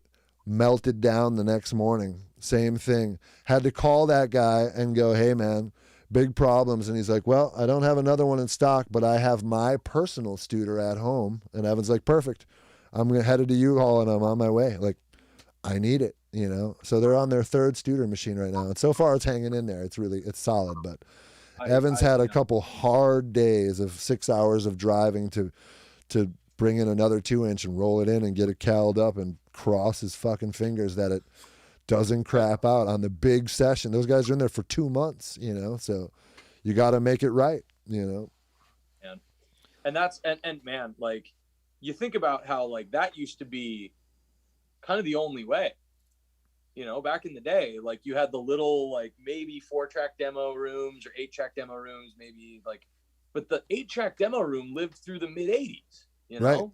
Right. Like, those studios were like the kind of shops you would find in Northeast now. Totally. You know, be like an 8-track demo facility. And now, like, you know, everyone's got the capability, I won't say everyone, but like the capability of having at least enough inputs to do a record that is way more attainable. Right. But then you don't have, you know, most people can barely get into that setup. You know, like, I would count myself as someone who could barely get into that setup on my own. You know what I mean? Right. And, you know, but that used to be the way, you know, it's like, oh, yep, 2-inch machines. And, you know, they've got actually another Pachyderm connection. They've got the old Pachyderm 8068. Right. I lived there forever and got rehabbed and rebuilt. And now it's out at Power Station. And that thing sounds incredible. Unbelievable desk. And talk about legendary stuff, because that one came out of Electric Lady. Yeah. John Lennon cut a record on that. It's rumored to be, no one can really confirm it or not, but everyone says it's the Back in Black console. Evan won't say 100% that it is or isn't, because there's been a little bit of discrepancy, but a lot of people swear it is. I think it would be the mixing desk, if anything. That could be right. I've been told several times that there was a connection to that, but there's definitely a picture of John Lennon like leaning against that exact console, which is pretty incredible. Like you said, it's like walking into Pachyderm and looking out of Kurt's view or whatever. Like when you're leaning against that armrest and you can on your phone pull up a photo of John Lennon leaning against that same armrest, you feel some weird connection to that thing. And you also, like, it gives you this, like, I must be doing something right because I'm fucking leaning on the same desk that he was. Like, all right, man. It's a little, like, it's a reaffirming in some weird way, no matter what you're working on, because it's like you're in that room, you're a dude, you know. Like, it's a great feeling. It's kind of not unlike this thing, really. Right. Because this desk has a little history to it as well. Right. The Attention EP, the first and foremost. The Attention Stand Strong EP was mixed on that desk. So did you know its history then? You know, I feel like Harley maybe told me a little bit of it, but I, you know, may have erased some of those memories. The hell of a tool. We actually just got confirmation, like a couple of weeks ago. They were digging around in the patch bay because we reorganized the racks, and found an equipment tag on a panel from Unique. Oh yeah, right. Unique.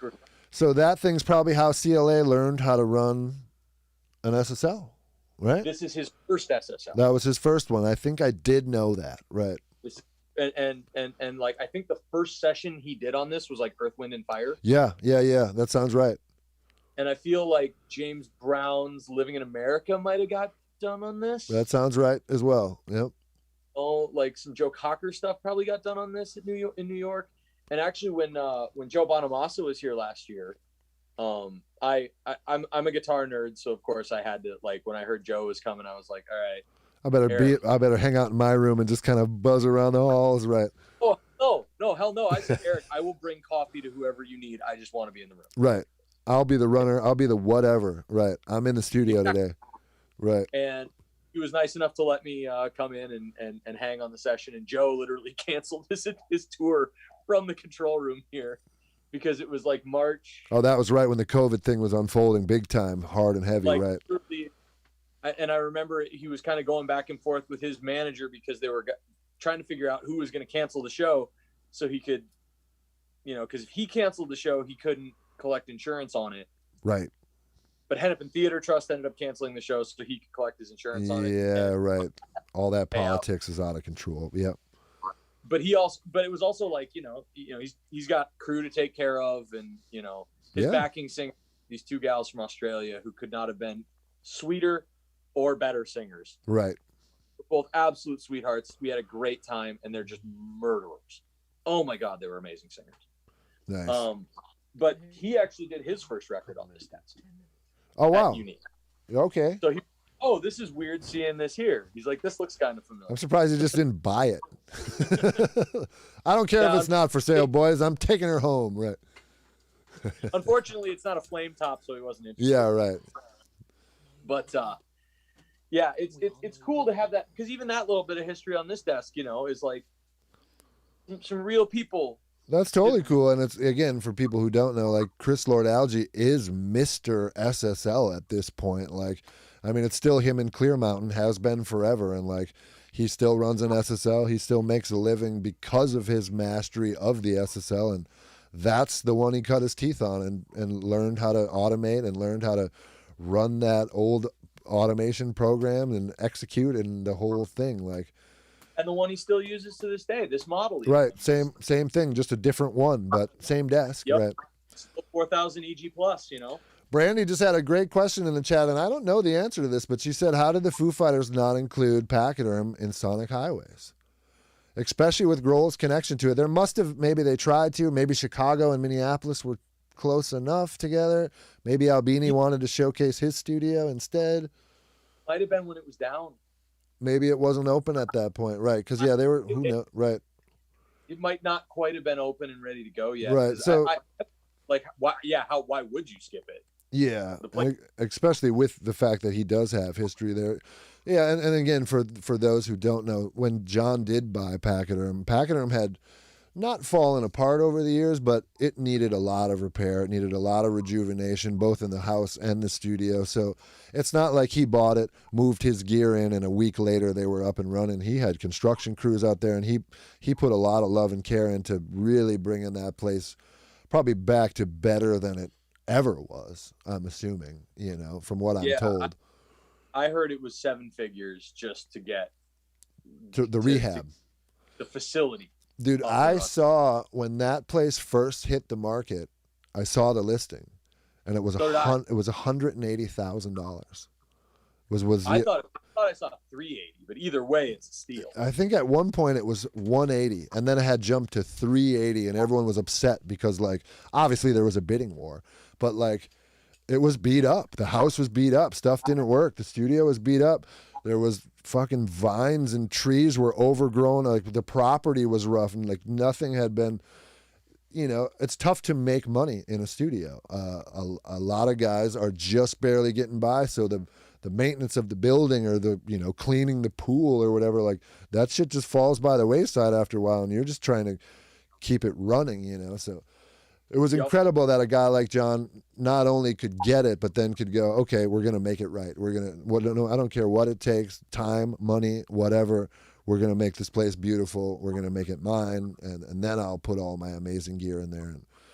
And he did. And thankfully, from what I've heard from Nick and from everyone who's been out there, they are not hurting for work. They're thriving and doing great out there. So, well, and it's one of the few places left, probably anywhere in the country, like I said, where you can show up with a suitcase and a toothbrush and make a record. Right. I can't think of it like Terrarium's got a great backbone. Of like the studios in Minneapolis, Terrarium probably has totally. I would say the best. Yeah, probably the best. I mean, the most options, a lot of amps, a lot of drums. A lot of stuff too. Flowers is packed in with a lot of stuff too. Yep. Yeah. Different stuff, but yeah, those guys are neck and neck as far as the in-town. I mean, there's a lot of great studios in town, but not all the studios have a lot of instruments. Right. That can be kind of rare. A lot of people just have the great outboard, the good mics, whatever the desk is, some good I/O, and a strong computer. But it's like, there's a couple guitars here, and like there's a drum kit that our buddy left here that's beat to shit or whatever. And then there's these other types of studios like Flowers and Terrarium where it's like, yeah, we got all the recording stuff covered, and there's 12 drum sets here, and there's 16 Marshall amplifiers and an SVT and a Portaflex and a couple of P basses and a jazz bass and a couple of acoustics and that's really cool, like that. You don't get that everywhere. And again, like Power Station, one of the most incredible studios in the US, but not a lot of instruments there. A couple of, I think 2 house drum kits, one of which Evan bought because he was sick of recording the new Tama and wanted something vintage and cool. So he went and bought a Ludwig, but I think there's maybe 1 or 2 house amps there. They have a Hammond, they have a Rhodes. That's kind of the studio staple-y stuff, but to really get into like, oh, there's a guitar collection here. There's Marshalls and Fenders and Blackface Fenders, and not every studio has that. And that, it's like, yeah, you need the mics and the pre's and all this stuff to capture the stuff, but that stuff has to come from somewhere. So if you have a whole bunch of great instruments that are better than the ones that the bands would have, now their game is getting like, you're getting kind of double whammy factor of like, now you're using better stuff recorded through better stuff. You're winning. You're winning on every angle. And even for, you look at that even for like a local band to go like, it's not that big a spend. If you're thinking about doing a location record, you want to get out of town and record somewhere else. You want to have experience of like, we're going to get locked in somewhere. Right. We're just going to make music for like a couple of weeks. Right. Like you can do that in a lot of other places and spend the money on the lodging and whatever. Or you can go to a place like Pachyderm where you can show up. Everyone's got a bedroom, everyone's got a place to crash. The digs are comfortable. Right. Once you start factoring, like people start getting a little bit of like sticker shock on some of these studio day rates, but it's like, yeah, you're not getting a couple rooms at Motel 6 or whatever. You're not driving back and forth. Like you get to stay in an awesome house where you can walk across the yard and be in the studio, and you can work all night if you want to or whatever, because there's no neighbors breathing down your neck or whatever. It's like, it really is an all-inclusive experience that's not the same as like going home every night and going to the studio the next day and fighting traffic and hitting Starbucks or whatever. It's like you're out making a record. That's it. If you want to go get sidetracked and wander into Cannon Falls, you can, but you're not gonna because you're at Pachyderm. Like, why would you leave? Like if you want to leave, you don't get it, And my thing was like, they got that gazebo out back. They got like a suspended gazebo off the dining room at the house. And like, you just go out there and you're right next to the creek. Deer might walk by. Right. I lit up a cigar and was just like, life ain't bad. I just spent the whole day recording, and now I'm out in like this gorgeous nature setting, having a smoke, just like chilling out, decompressing. And like what that does for your creativity and your productivity is so huge. And it's all those little things that like, when you don't realize you're fighting them until you don't have to fight them at all. Right. When they're removed and you're like, oh shit. Right. I'm literally just in the zone and super pumped to be here and kind of like can't believe I am here, but want to make it count and just, you do that thing. It's like, it's the same thing. Like a great producer can do that to you without even beating you up or saying anything. Like you just want to impress that guy. So you want to give your all because, like, again, going back to my experience at cello, we worked with Jim Scott. Jim Scott was such a class act. Like, you don't want to let that guy down. Every note you play, you want to be sweet. You don't want him to be like, oh, let's try it again, or that's a little out of tune. Like, he doesn't even have to say that stuff. His presence just makes you internally say it, and that is a lost art. And that is incredible. That's some class act, next level production wizardry, where it's just like, you just want to impress the guy. Well, and a guy like Jim Scott too, you want to talk about like unassailable skill set and technique and all that, all the other stuff that goes to, making a record that adds to that sense of confidence and that sense of like, let's bring it. You got a guy like that where I'm sure like after your first playback, he's like, probably doing some stuff as you're getting set up and warmed up and all that. And then man. Playbacks, it sounds like a record. It sounds incredible. Yeah. He just it was such an interesting thing. I mean, different people have their different ways, but like, he was not like, I don't know. He never beat on anyone, or like everything was just like he would, if anything, like if the band was getting frustrated or whatever, like he would remind you like, hey, this is great. We're in LA making a record in a beautiful studio. These are not problems. This is it. We're having a blast, guys. Buck up. You know what I mean? Like he would joke about it all the time. He's like, if you wake up tomorrow and your arm falls off, that's a problem. You know, like not having the perfect guitar sound right now, it's not a problem. You know, like we'll fix it. No worries. Like he was just so zen about it, and just, you know, he would walk in every morning. Hey, how you guys doing? All right, I'm feeling great. Are you guys feeling great? I'm feeling great. You know, and just like, you're like, well, fucking hey, I think I feel great too now. You know, like you just, it was incredible, man. I learned so much just being around that guy. Like I did not want to leave. You know, like I did not want that record to end. And usually after 3 months in the studio, no matter what, you're kind of like, cool, I'm ready to go on the road or do something else. Like, I did not want to leave, man. It was like, I couldn't, like the idea of not seeing Jim every day was like sad, you know? Yep. Well, and positive vibe technician work is like, God, that's like half the job, isn't it? Like, really? Yeah, you're a cheerleader, man. In a lot of ways, you're a cheerleader. I mean, again, there's some other producers that really break balls and really fire people up and get them on edge, and that works for them. That's not my style just in general in life or whatever, so I wouldn't know how to apply that to music. But, you know, to each their own or whatever. I learned, like I said, I learned so much from Jim. It was just, it made me want to get better at making records, or just, it just makes you want to be a better person, because you're like, look at how cool this guy is. Like, how the fuck did you do that? You know, like, it's incredible. And names that dude's worked with, you know? Like, yeah, you can run them down no matter, you know, like the heaviest bands, the, you know, Tom Petty is one, you know, like. You some like Mick Jagger stuff or some Stones stuff? Yeah, he did Stone stuff. I think he did a Jagger solo record. He would, you know, he'd tell you stories. He'd tell you stories about that. And literally one day, he'd bring these huge road cases of stuff to the studio. A lot of them were full of gear, but a lot of them were just full of vibe.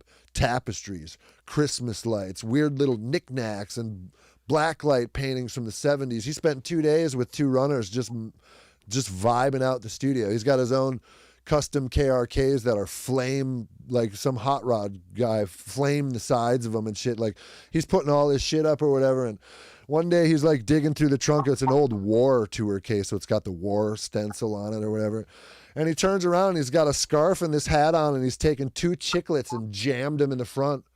And he starts like talking like Tom Petty and like telling Petty stories, and just like, you know, he worked with Petty on a bunch of records, on Wildflowers of all things. So it's like he can get away with that, but it's just, you're literally like, no way. You know, like this dude's got two chiclets stuck in the front of his mouth and a weird hat, and like he's like, oh, hey guys, yeah, you know, just like doing the thing, or you know, just telling weird stories about, you know, you name it, Slayer or the Stones or on and on, the Dixie Chicks, you know. He's got several Grammys, but he's like, he's not bragging. He's just telling you stories, because he's going like, hey man, you guys are working with me too, you know. So it's like, again, it's that subtle way of being like, let's do this. You guys can do it. If you couldn't, you wouldn't be here. So let's go, you know. And super cool. And the other side of that too is like, you got a guy who's willing to not take himself too seriously. Right. And how often did you find yourself really feeling self-conscious around Jim after a day or two? Not, you know. Yeah. You know. Nah. Like I said, it was only ever self-implied. You just like, you didn't want to mess up just because you didn't want to let him down. But it wasn't because he was giving you heat. It was because you didn't want that to happen, or I didn't want that to happen. You know, I wanted to play as best I can. I would be, if we were on a break, I'd take my guitar out to the patio and be working on the next part to be one step ahead of it, because I'm like, I just want to just fly through this. I want Jim to turn around and go like, fucking hey kid, sounding good, man. You know, like that's what I want. So yeah, it really, it makes, you know, if it makes you or made me like try to do my best to rise to the occasion, or just give my absolute best, whatever that was at the time. We were young dudes. We didn't deserve to be in the studio with Jim, but, you know, we were sure as shit happy to be there, and we knew who he was and what he had made, and we knew the weight of that or what that meant to us. You know, Yep. you can't No, I can't totally had a replace it. similar experience with Brian Virtue Right. down in that when he was still in Nashville. Right. You know, we were about that and how you wouldn't want to compete down there. He Yeah. didn't either. That's why. Yeah. Right. Fair enough. But you know, there's that sense of like, yeah, because he had just worked on, when I worked with Brian, he had just done Chevelle's Sci-Fi Crimes. Oh, right. Which was a killer record. Chevelle always has incredible production. They're just one of those bands, right? Well, and he also had done a bunch of the early 30 Seconds to Mars stuff with Bob Ezrin.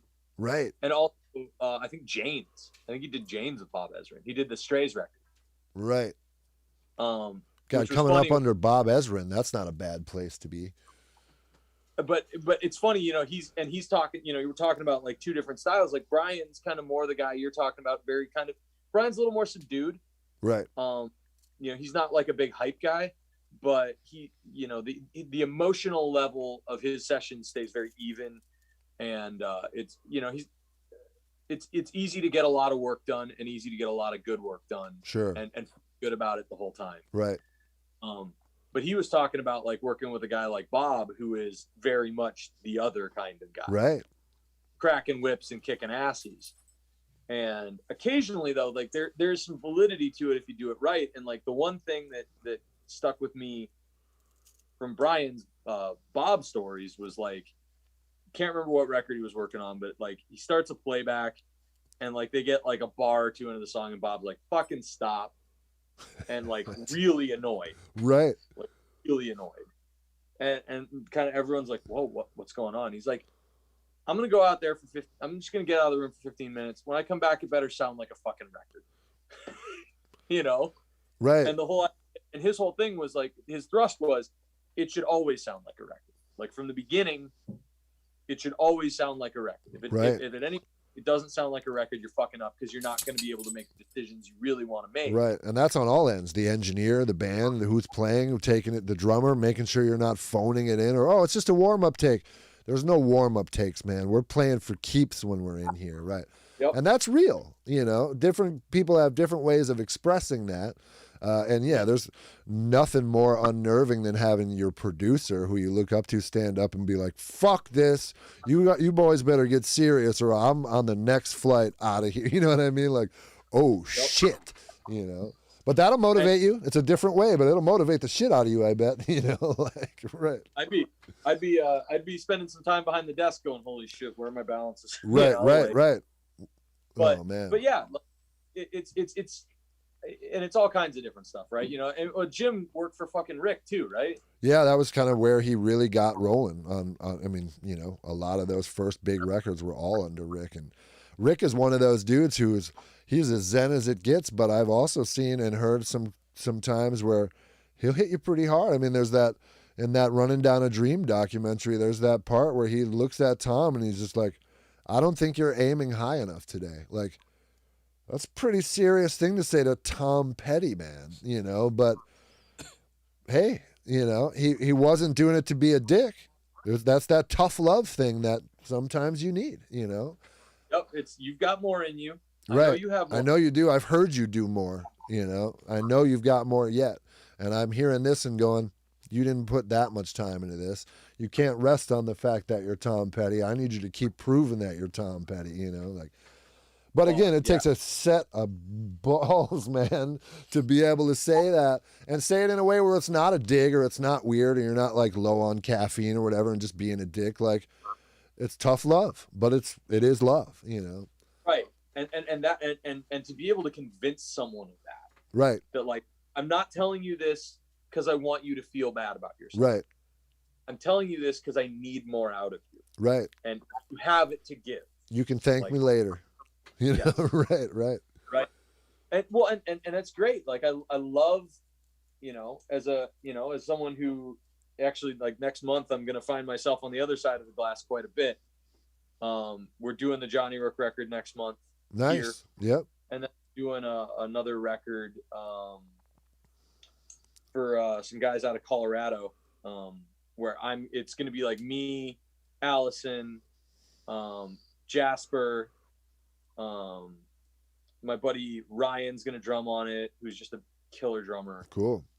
I mean, like we got like a squad where I'm kind of like looking around the room, going like, I might be the worst guy in the room. Okay? I've often said I want to be the worst guy in the room as Right. much as I can, man, because it's just like anything. It's like playing pool against someone who's good. All of a sudden, you start playing better quick, you know, and you put yourself in a room with Ian and a couple other heavy hitters, and you're gonna start playing good quick, man, because shit moves fast. People are playing great, and you don't want to be the odd man out. So you'll figure it out. It's part of the part of the thing, you know. I'm not sweaty about it. No, I know, right? Like fuck yeah, this is gonna be great. Like to get back there and you know, make some noise on the other side of it. But yeah, that whole idea of like having someone who can enforce accountability without being a dick. Right. It's Like, tricky. don't be a dick is like rule number one most of the time. Right. You But know? you also, sometimes you can't be too nice. I know a lot of producers and engineers that don't want to ruffle feathers or I don't know, that there's like, snare's fine. It's like, fuck that. Like, you got to get it right. You know what I mean? You can be too nice. Oh, those lyrics are fine. I don't want to tell him his lyrics aren't that good.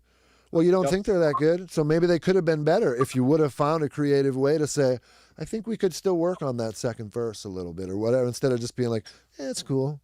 Like, this business is not a like, yeah, that's acceptable. Like, I don't want a producer or an engineer who just keeps falling back in like, yeah, it'll be fine. We'll tweak it up. We'll tweak it up later. We'll make it work. Well, right. Like, right. no thanks. But it's a real trick to do that without making the guy feel like you're beating him to death. Right. Or you're asking him for something he can't deliver.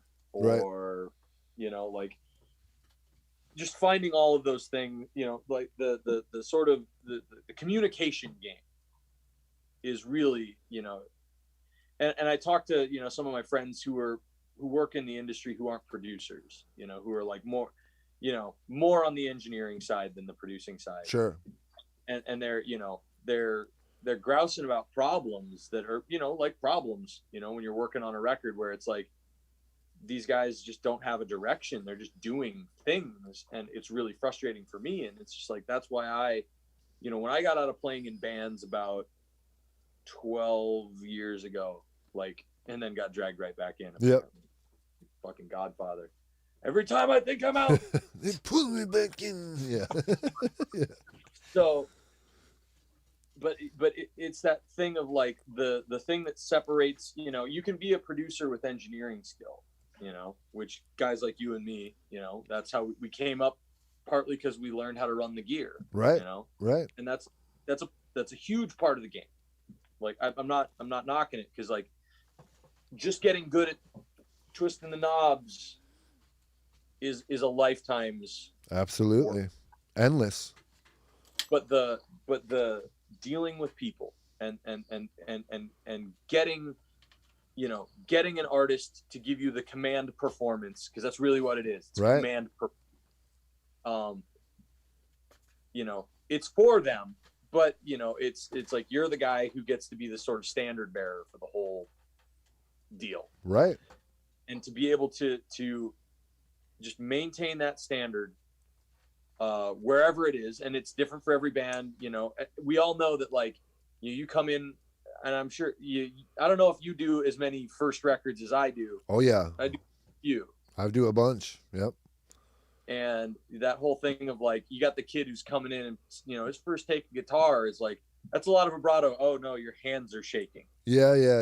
There's a fine line as a producer or an engineer producer. Like, you want to push for the best you can get, but you can't ask someone for more than they've got at that current point in their career. And even though your standards might be higher than that, they can't physically do that yet.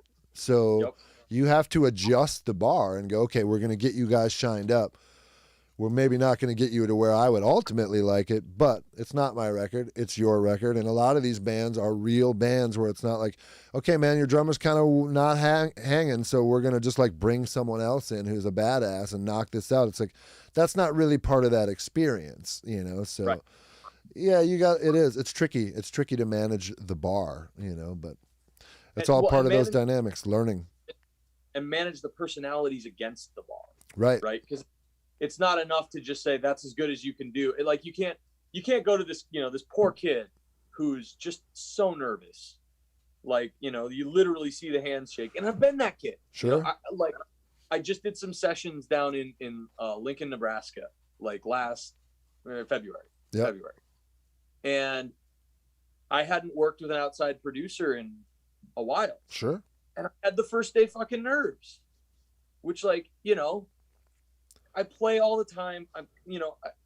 I've got instruments in my hand every day of the week. I'm very confident in my ability to play them. But just because it's a new situation and there's unknowns, and the dude I was working with, a guy named Philip Zock, who is a fantastic human being and a fun producer to work with, and we came up with something that was really cool. Like, I enjoyed every minute. I enjoyed it. But that didn't mean I wasn't nervous. Sure. A little. Yeah, man. I still get nervous in the studio once in a while. We started working with Fields on the last Soul Asylum record, and all of a sudden we're just thrown in there quick. 0 rehearsals, 0 pre-production.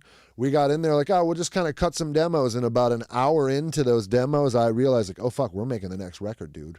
And I've known Fields forever. I've been around that camp forever, but it's like, oh, shit, man. Like, I you can obviously get out of nervousness, and you always do or whatever, but like, I still embrace nervousness because to me, it's like, it just means you care. You know what I mean? Like, if you weren't nervous, then you don't give a shit. Like, at least for a little while, Right.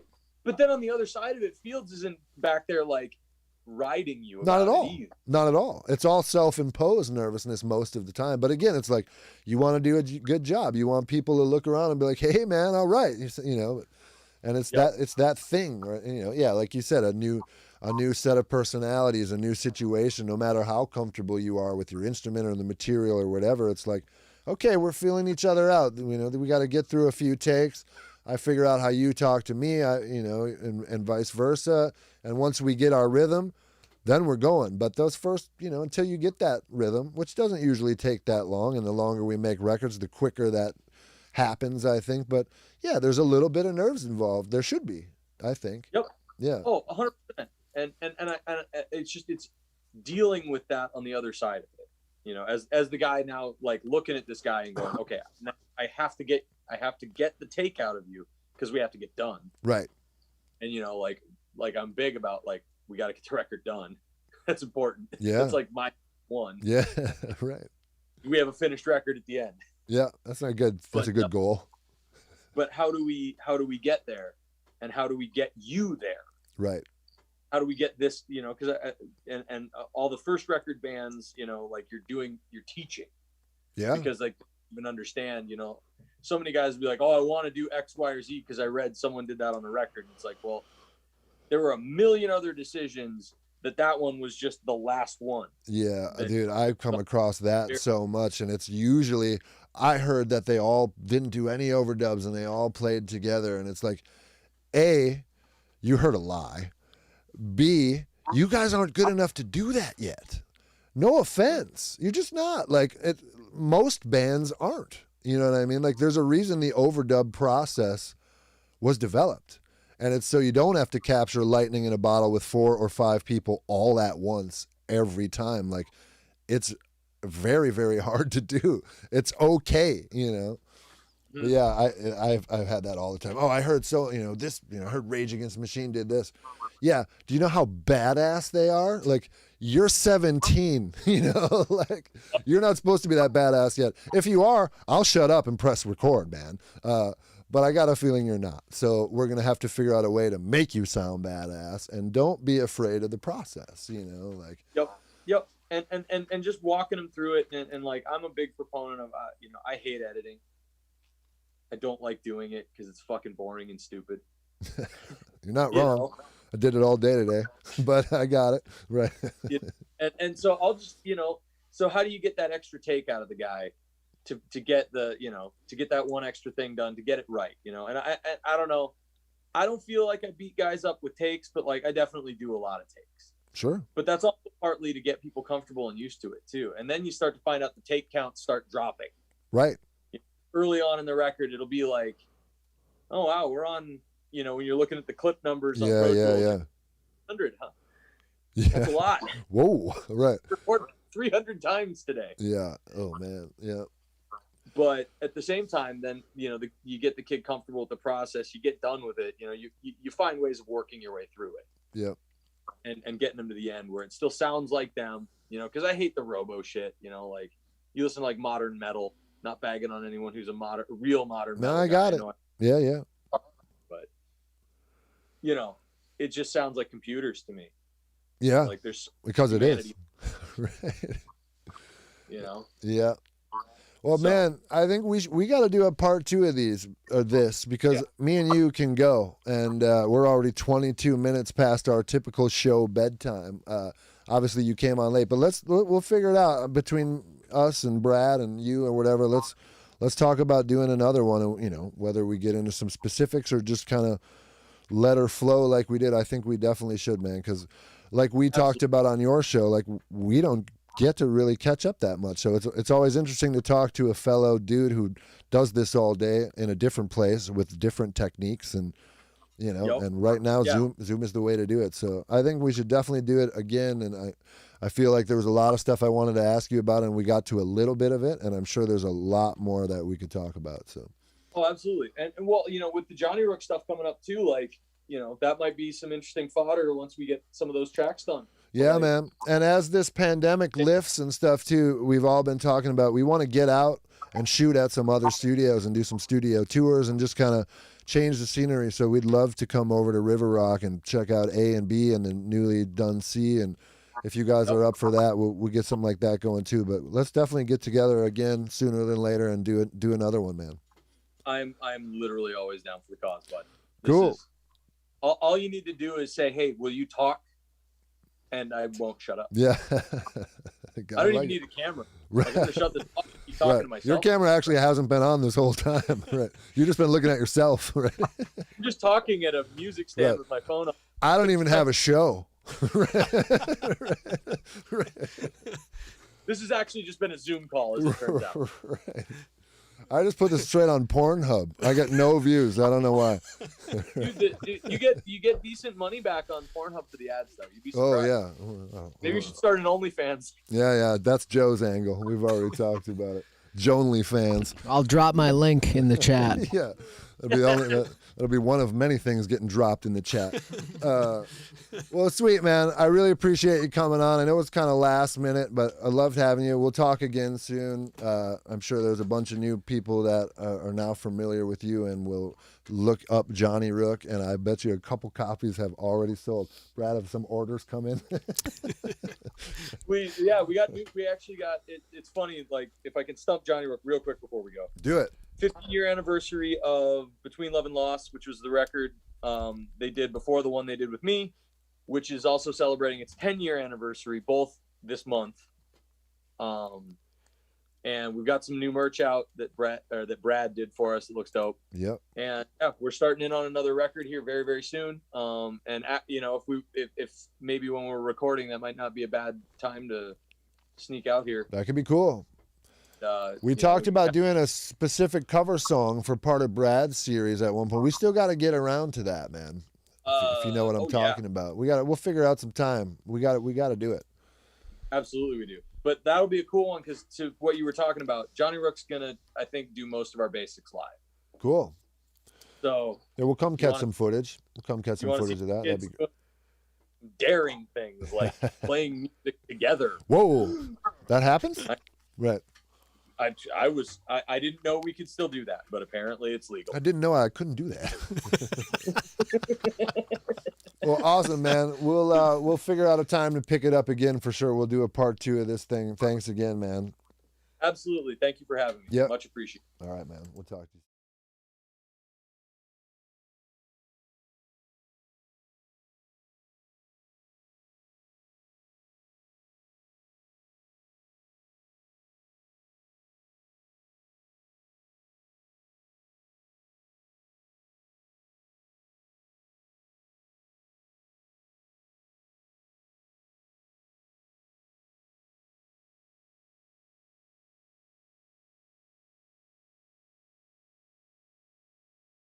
say thank you guys for putting on. Oh, it just scrolled because someone else left a nice comment. Thank you guys for putting on this awesome show every week. I always look forward to it. It's interesting, fun, unscripted. Quit commenting, people. I can't read this thing if it keeps scrolling. Fine, the audio dropped for like 12 seconds. It's back. Oh. It's back. That's all. Yeah, unscripted yet structured at the same time. Keep up the good work. I know it's a lot of hard work to make it happen. I gotta click see more. Anyway, make it happen week after week. You guys make it seem effortless. Thank you very much. We try. Our one rule is no rules, and so far it's working out pretty well. Gotcha. Thanks to all of the usual suspects for hanging out with us. You guys know who you are. Thanks again to Diane for the lovely birthday gifts. I'm sure Brad's going to be thumbing those pages tonight when he gets indeed. home.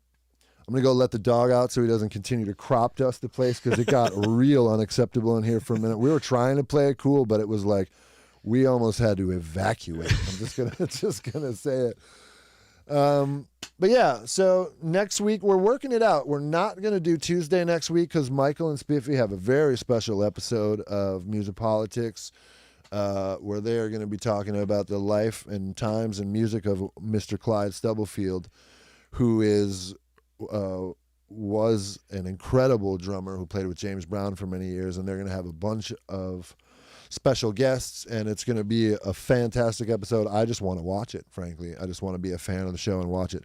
So we do have a plan for next week. We're just not sure what day we're going to land yet, but we will let you know on Instagram and on Facebook and all that stuff. And I really encourage everyone watching to go to noisebelow.live and please subscribe to our YouTube channel, as ultimately this whole thing is probably going to end up over there. At some point, I'm probably going to take it off my Facebook page, and we're just going to be on the YouTube thing. So please go over there, noisebelow.live, subscribe to our YouTube channel, hit all the stupid buttons if you would. I hate asking for it, but we need to get to a certain amount of subscribers so we can get our custom URL and kind of get the ball rolling. So we'd really appreciate it if you haven't done that already to head over there and do that.